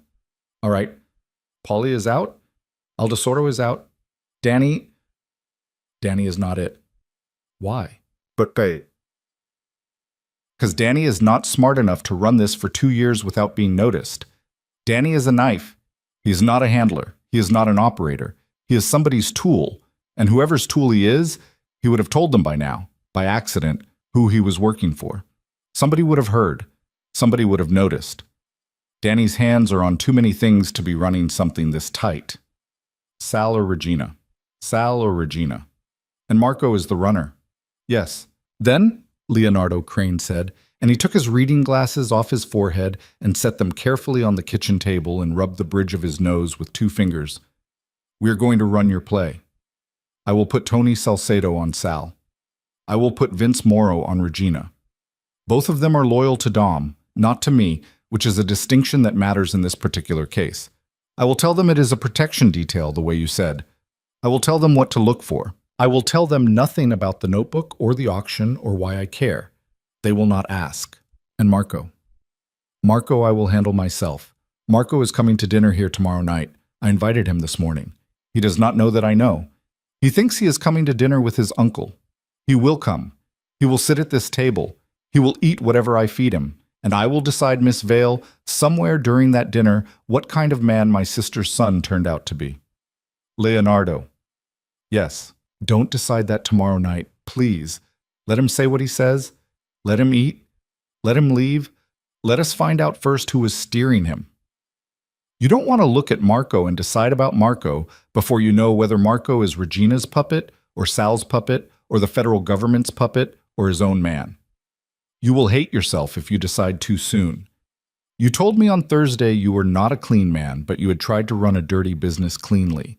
This is one of the clean things. Let him speak. Let him leave. Let the surveillance do its job, and then decide. Leonardo Crane looked at her for a long moment. Miss Vale. Yes. Why do you care what I hate myself for? She had not expected the question. It caught her wrong. She opened her mouth and closed it. The fire popped. The old dog sighed. I don't know, she said, which was a lie, and both of them in the kitchen knew it was a lie. I just don't want you to do a thing you can't take back while we still have time to be smarter than the thing. He looked at her for one more long beat. Then he nodded, small and slow. All right, he said. We do it your way. Tomorrow night Marco eats. We watch. We wait. We see who reaches for whom. He walked her to the front door. The October afternoon had gone gray and cold, and the gray cat was gone from the porch railing, which Scarlett took, absurdly, as a small bad omen. Dom was outside by the car, standing with his hands in his pockets, not smoking this time. At the doorway, Leonardo stopped her with a hand that did not quite touch her elbow. Miss Vale? Yes. Thank you for the soup. You made the soup. Thank you for eating it. She walked down the 3 stone steps, and she got in the green car, and Dom drove her back down the bluff toward the harbor, and neither of them spoke for a long time. At the first red light, he looked at her in the rear view. He told you about the notebook. Yes. He told you about Marco's father. Yes. He's never told anybody about Marco's father. I think he had to, Dom. Yeah, Dom said, and he watched the light turn green. Yeah, I think he did too. They drove. The city slid past. Scarlett sat in the back seat with her hands folded in her lap, the way they had been folded in her lap that first night, 1 week ago, a lifetime ago. And she watched the lights of the harbor come on one by one in the cold gray afternoon, and she thought about a man at a kitchen table asking her, across a bowl of soup, why she cared what he hated himself for, and she thought about the fact that she had not answered, And she thought about the fact that in some quiet, shifting way, she did not have a name for yet. The answer was beginning to matter more than she was ready to admit. Monday came in gray and tight, the kind of October Monday where the wind off the harbor pushed up through the streets of Brenner's Point and got into your coat at the neck no matter how high you turned the collar. Scarlett worked the lunch shift at the Blue Gull because that was what her life was supposed to look like on the outside. And she worked it well, and Manny watched her work it without saying anything, and she was grateful for the watching and grateful for the not saying. The lunch rush passed. The afternoon slowed down the way afternoons slowed down. At 3:15, her phone buzzed once against the inside of her apron pocket, and she took it into the walk-in cooler to look at it because the walk-in was the only place in the diner you could be alone. The message was from Dom. 3 words. Regina, just now. She stood there in the cold white light of the walk-in with her hand on the door to steady herself, and she read it 3 times, and then she put the phone back in her pocket and came out of the cooler and finished wiping down her tables. Her face did not change. That was one of the things she was finding out about herself this week, that her face, when she needed it to, did not change. It was Regina. She had understood it somewhere in herself on Sunday night, lying in bed, and now the understanding had a confirmation attached to it, and she did not feel triumph, only a small, tired grief she had not expected. Regina Halliday was the most competent human being Leonardo Crane had ever employed. Regina had given his sister her life back after her husband died. Regina was the person Anna called at 3 in the morning when she could not sleep. Regina, it turned out, was also the person who for 2 years had been building a federal case against the man who paid her and who had used as her instrument the dead man's son. Scarlett clocked out at 4. She did not go home. She got into the back of the green car where Dom was waiting half a block down Sibley, and she said, "Tell me." Tony had eyes on Sal from 9 this morning. Sal went to church. Sal went to the bakery. Sal went to the bookkeeping office. Sal ate a sandwich at his desk. Sal did not call anyone he does not call every day. Sal is clean. And Regina. Regina left her apartment at 11. She drove to a coffee shop in Old Craigton. She sat alone for 40 minutes. She drank 1 coffee. She used her phone twice. Vince could not see what she typed, but he was close enough to see that she was doing something small and fast, like a short message to a number she did not usually message, because she was holding the phone in her lap under the table. In that way, people hold phones when they are texting somebody they should not be texting. Then at 12:05, a woman sat down at her table. Mid-30s. Brown hair, short, business coat, plain. The woman had a coffee already in her hand when she sat down, which meant she had been in the shop before Regina got there, watching. They talked for 16 minutes. Vince could not hear them. At the end of the 16 minutes, the woman got up and walked out, and Regina sat there for another 10 minutes by herself before she left. Vince followed the woman. The woman walked 2 blocks east and got into a dark blue sedan. Vince got the plate. And? The plate is registered to a federal motor pool. The plate is a Fed plate, miss. Regina Halliday met a federal agent at a coffee shop this afternoon. Scarlett let out a long, slow breath she had not known she had been holding. Okay? The boss knows. He's asked you to come up to the house at 6. Marco is still coming to dinner at 7. The boss wants a half hour with you before Marco gets there. Dom. Yeah. Is he going to be okay? Dom did not answer for a moment. He watched the road. I don't know, miss. He's been in that kitchen since I called him. He hasn't eaten. He hasn't made a call. He's sitting at the table in that flannel shirt, and he's looking at his hands. I've known him 31 years. I've seen him bury his father. I've seen him bury his brother-in-law. I've never seen him look the way he's looking right now. Because it's Regina. Because it's Regina. And because Regina means Marco. And Marco means... Dom's voice got tight, and he stopped and worked his jaw and tried again. Marco was my job, miss. I was the one who picked him up from school when Anna was at the hospital with her husband the week before he died. I was the one who sat with him in the ER waiting room.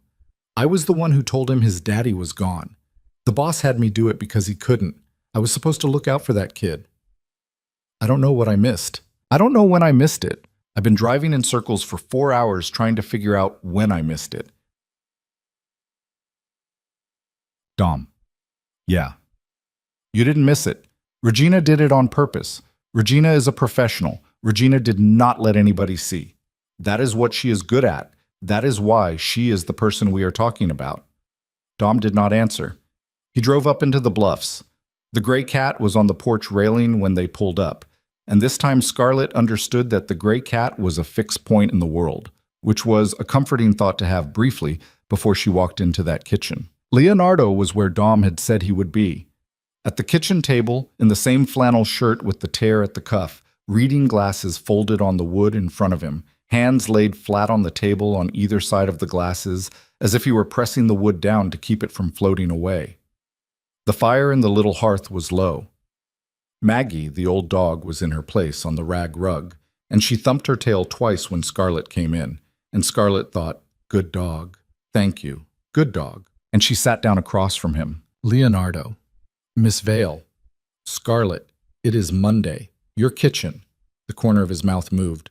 "Scarlett. You haven't eaten." "No. Eat something." "I will." "When?" "Soon." She looked at him across the table. He did not look older today. That was the surprise. On Sunday, when he had first told her about the notebook, he had looked like a man who had aged 2 years. Today, he did not look older. He looked peeled. He looked like a man who had been carrying a particular weight for a long time and had set the weight down for one afternoon and was sitting with the strange light feeling of having set it down and was trying to figure out what kind of man he was. Without it. "Scarlett." "Yes. I have known Regina for 11 years. I know. I trained her myself. I know. She is the best person I have ever worked with in my entire professional life. She is smarter than I am by a meaningful margin. I have known this for a long time. I have been fine with it because I thought she was mine. I thought she had chosen to be mine." "Leonardo. What? Why do you think she did it?" He looked at her for a long second. He seemed to be turning the question over, weighing it, looking at the underside of it. "I have been sitting here for 4 hours asking myself that question. I have 3 theories. The first is that she was compromised. Federal agents caught her doing something, personally, not for us, and the only way out was to turn. The second is that she was always federal. She was an undercover agent who took 11 years to set up a single case, which happens, and which would be, if it is true, the most patient and professional operation I have ever been on the wrong end of. The third is that she meant it. Yes. That she came here 11 years ago, saw what we were, decided she was going to take it down, and spent 11 years inside waiting for the right moment. Yes. Which one do you believe?" He was quiet for a long moment. "I believe the third," he said finally. "I believe it because of what I know about her, and because of what I know about her family. She had a brother. I never met him. He was a pharmacist in New Jersey. He was good at his job. He got himself hooked on the pills, the way pharmacists sometimes do. He was dead in 18 months. Dead at 28. She told me about him once, years ago, 2 drinks in, at a Christmas party. She said, 'People who sell that stuff are the devil, Leo.' The actual devil. I said to her, 'Regina, we don't sell that stuff.' And she said, 'I know you don't, Leo. I know.' And she left it there. And I thought at the time she was telling me she was all right working for me because I was not that kind of man. I thought she was drawing a line for herself and telling me the line was one I had not crossed. I was so sure of that, I never thought about it again. And I am sitting here now, Scarlett, thinking that she was not telling me about my line. She was telling me about her line. And she had decided that even though I did not sell that stuff, I was adjacent enough to the people who did, and I was protected enough by this city that nobody was ever going to touch me for it. And she had decided 11 years ago that the way she was going to honor her brother was to be the person who finally did." Scarlett sat with that for a long moment. "Leonardo." "Yes. She isn't wrong, is she?" He looked at her. "No," he said. "She isn't wrong. That's hard. That is very hard." "Leonardo." "Yes. The thing I asked you on Thursday night, about the people selling fentanyl in this city, about whether you would tell me who they were before we were done. You said you would think about it." "I have." And he stood up. He walked to the drawer under the telephone on the wall. He opened it. He took out a single folded piece of paper. He came back to the table and sat down and slid the paper across to her. "That is 7 names," he said. 4 of them are in this city. 3 are in Providence.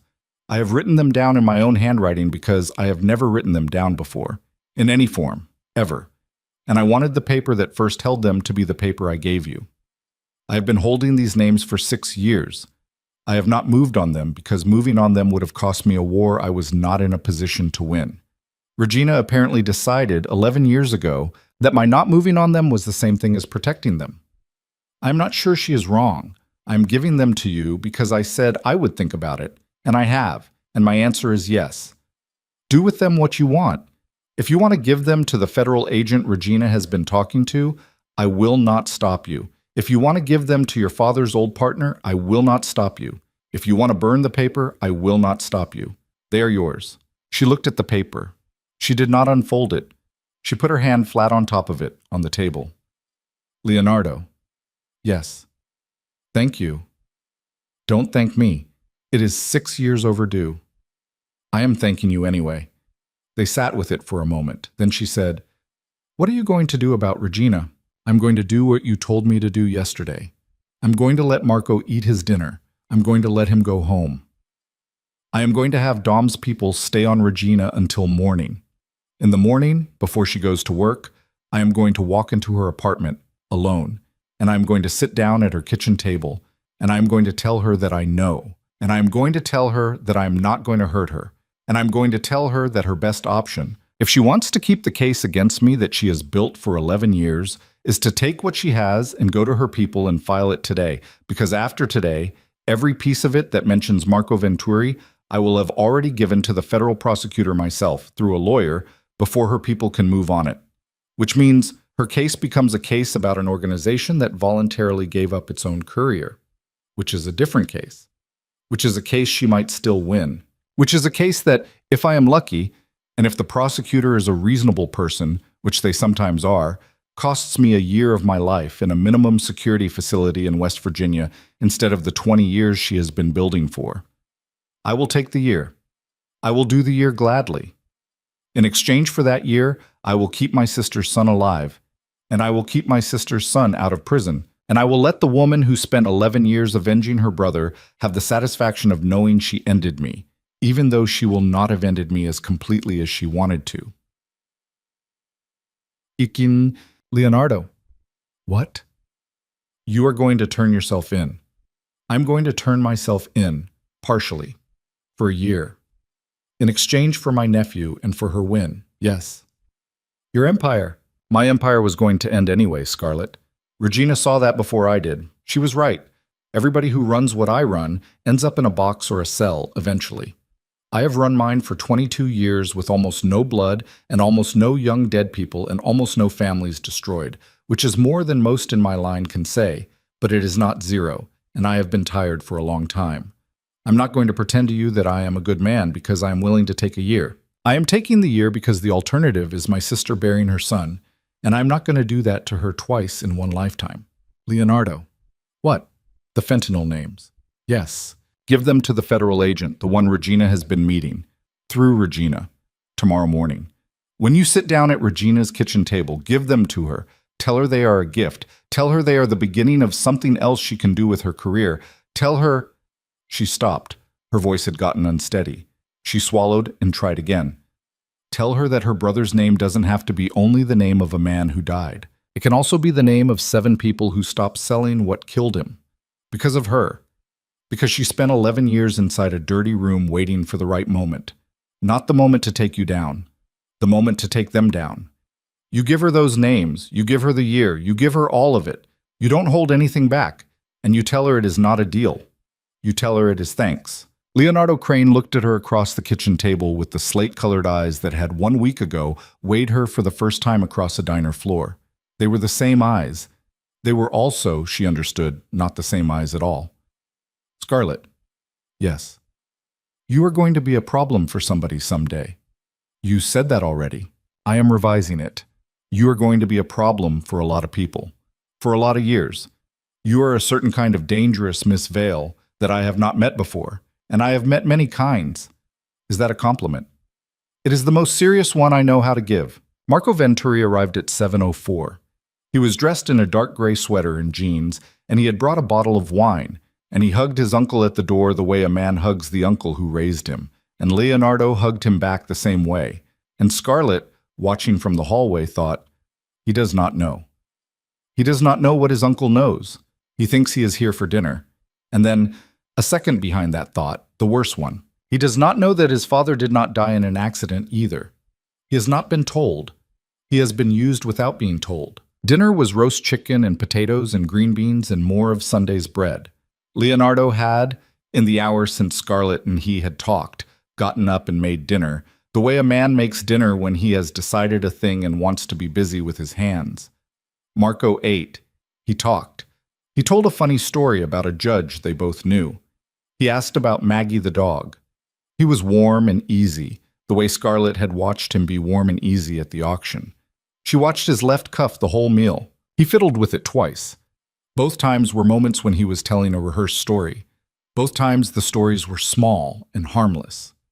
He was, she understood, a man who rehearsed small harmless stories as a habit of manner, not as an instrument of betrayal. The tell Leonardo had catalogued in his nephew over 20 years was not a tell of lying. It was a tell of a young man who had been trained by a woman who was not his mother to perform. When the pie came out, an apple pie Leonardo had taken from the freezer and warmed, one of the 3 things he cooked, Leonardo set down his fork and said quietly, "Marco." "Yeah, Uncle Leo. I want to tell you something. I want you to listen all the way through before you say anything." Marco's face did a small confused thing. "Okay." "Your father did not die in a car accident." The kitchen went very still. The fire popped. Maggie, the old dog, lifted her head. Marco put his fork down. His face did a thing Scarlett would think about for a long time afterward. It went through 3 stages in about 2 seconds. The first stage was a kind of reflexive disbelief, the "what are you saying" flicker. The second stage was something more complicated, something that looked almost like recognition, as if a small dark thought he had carried for 5 years without letting himself finish it had suddenly been finished for him by somebody else. The third stage was nothing. His face went blank. "Uncle Leo, your father was killed, Marco. I don't know by whom. I have looked for 5 years and I have not found out. But someone in my business killed him because they wanted something he had and he wouldn't give it to them. I have kept that from you because I did not want you to live inside it. Your mother does not know, and I am not going to tell her. You are going to decide in the next 10 seconds whether I was right to keep it from you or wrong to keep it from you, and you are going to say which out loud. And then we are going to keep going with what I have to tell you. Go." Marco looked at his plate. He looked at his uncle. He looked for 1/2 second at Scarlett. And Scarlett, who had not been formally introduced to him, and who was, as far as Marco knew, a waitress his uncle had asked to help in the kitchen, understood that he had clocked her as something other than a waitress and was filing it for later. Then he looked back at his uncle. "I think I knew," Marco said. His voice was not quite his voice. "I think I always knew. A little." "Yes, you were right to wait." "Thank you. Are you going to tell me the rest?" "Yes. The person who has been helping the federal government build a case against me for the last 2 years is Regina. You have been her runner. You did not know you were her runner because she framed it for you as tasks for me that were not technically tasks for me, and because you trusted her, and because you are young and she is very good at what she does. On Saturday night, you went into this house at her instruction and you photographed a notebook in my desk drawer. The notebook was theater. I put it there 6 weeks ago as bait. When you photographed it, a colleague of Regina's realized the notebook was bait, and she texted you to abort. You received the text at the auction. The waitress at the auction, who was refilling your coffee, saw the text on your phone. The waitress at the auction is the same person sitting at this table to your left. Marco turned his head. He looked at Scarlett. Scarlett looked back. "Hi," Scarlett said. "Hi," Marco said after a long second. Marco. "Yeah, Uncle Leo. I'm not going to hurt you. Nobody in this organization is going to hurt you. You are going to finish your pie. You are going to go home. You are going to sleep if you can sleep. Tomorrow morning at 9, a lawyer named Mrs. Farber is going to call you. She's the best criminal defense attorney in the state. She has been my lawyer for 14 years. You're going to tell her everything you have ever done on Regina's instruction, including things you did not at the time understand were anything at all. You are going to leave nothing out. Mrs. Farber is going to help you understand which of those things were crimes and which were not. She is going to prepare you to give a truthful statement to the federal prosecutor under an agreement of immunity which I will arrange for you before the statement is given. You are going to give that statement.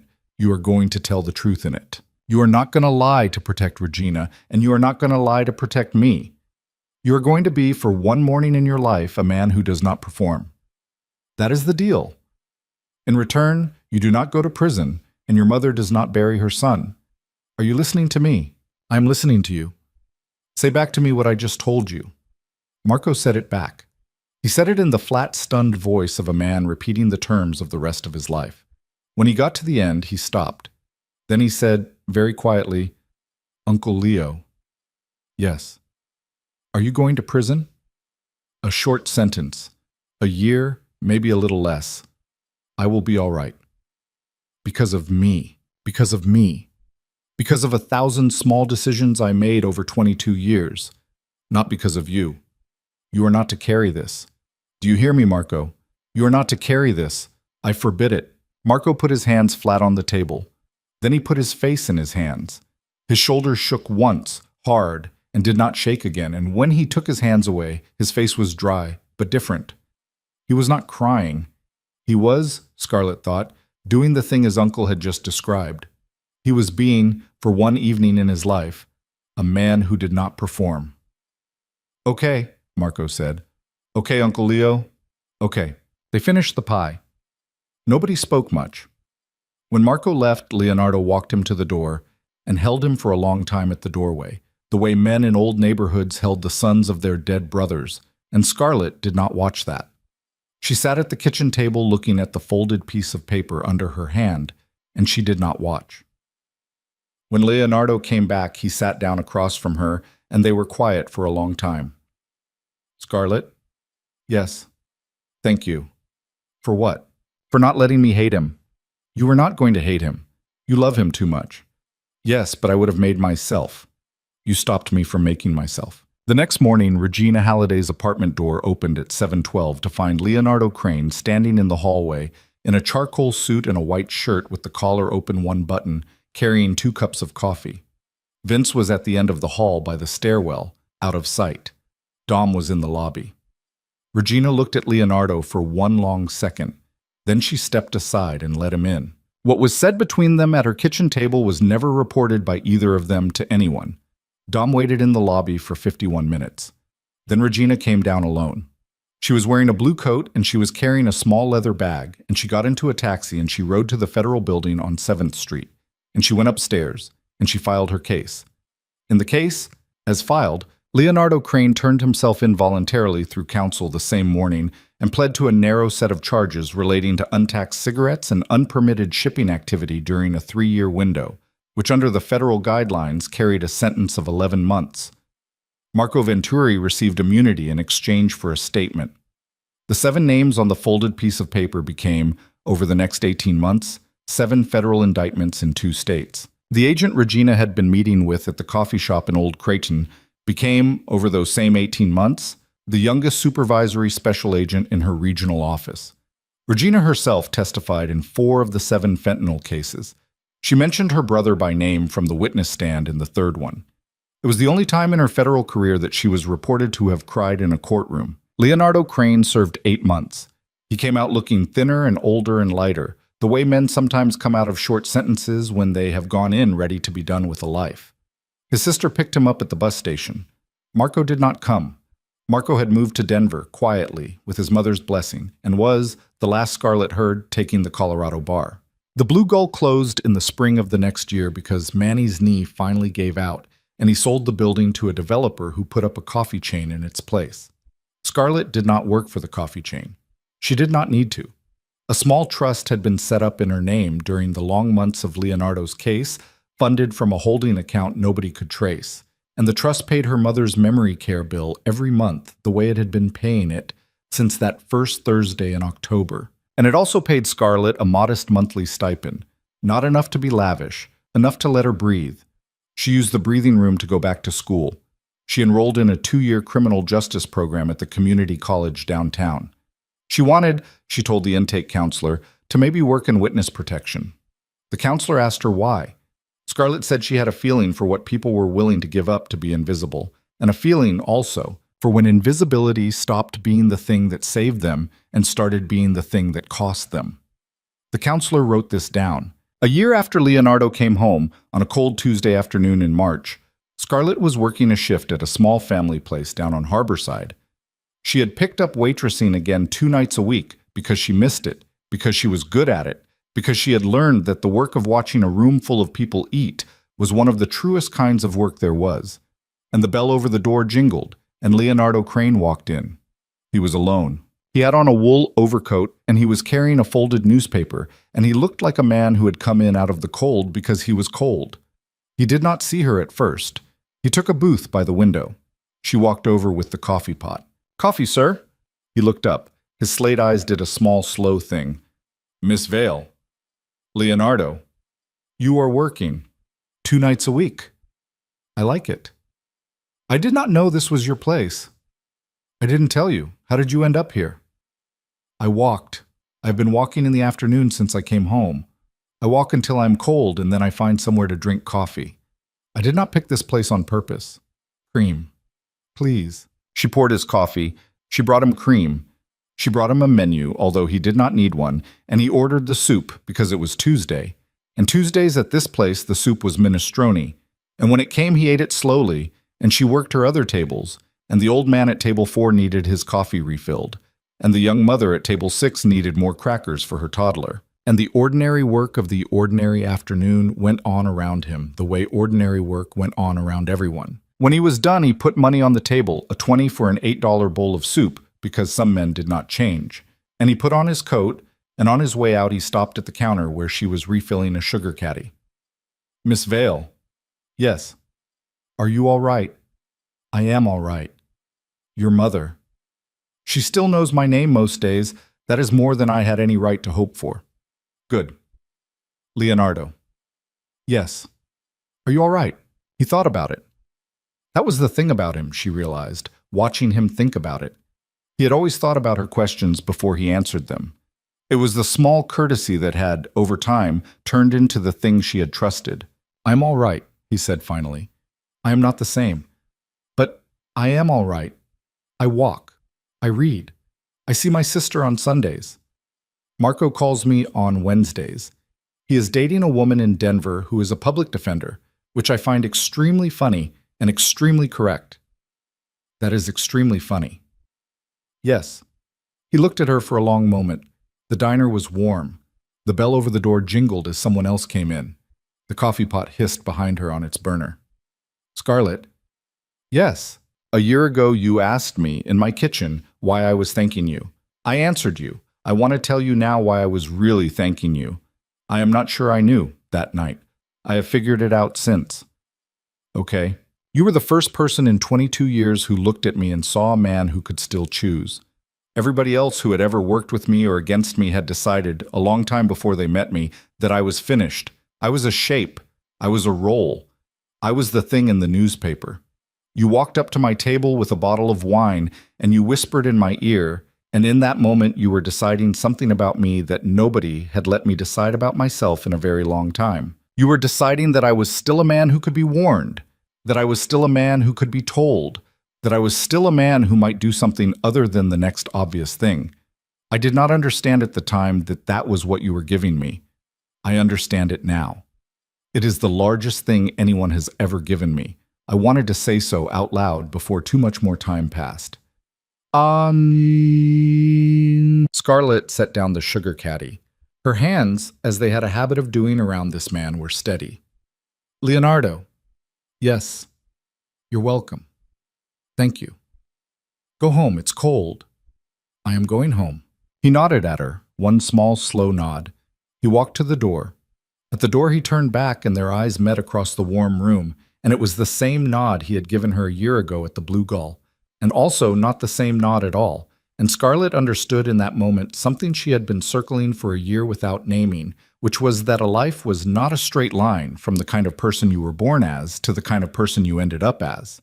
A life was a series of small rooms, And in each room, there was a moment where you decided whether to walk out the back or pick up the wine bottle. And nobody ever told you it was that moment until after it was over. And the only way to recognize it in time was to have learned, somewhere along the way, to look under tables. She had not been born the kind of woman who looked under tables. Her father had taught her. Her father had taught her without meaning to, across 19 years of Wednesdays at a blue gold counter that she had not even known he had spent there. And she had not understood what he had taught her until a dime-sized disc under a pedestal on a rainy October night had asked her, without words, whether she was going to use it. And she had used it, and she had not walked out the back. The bell over the door jingled as Leonardo stepped out into the cold. The afternoon light was silver on the harbor. A gull cried somewhere down near the piers. Scarlet Vale, 27 years old, with a chipped front tooth and a scar under her chin, and a name tag that said Scarlet in clean printed letters now, picked up her coffee pot and went back to her tables. And Bert from the old Blue Gull, who had followed her to the new place out of loyalty, waved his empty cup at her from table 4, and she smiled at him the way she smiled at him every day, and she thought, there are worse lives. There are a great many worse lives than this one. And she meant it. And that, in the end, was the thing she had learned that nobody had ever told her to expect, that courage was not the loud, brave choice in the loud, brave moment. Courage was the quiet decision, in an ordinary room on an ordinary night, that the sneak was not going to win this one.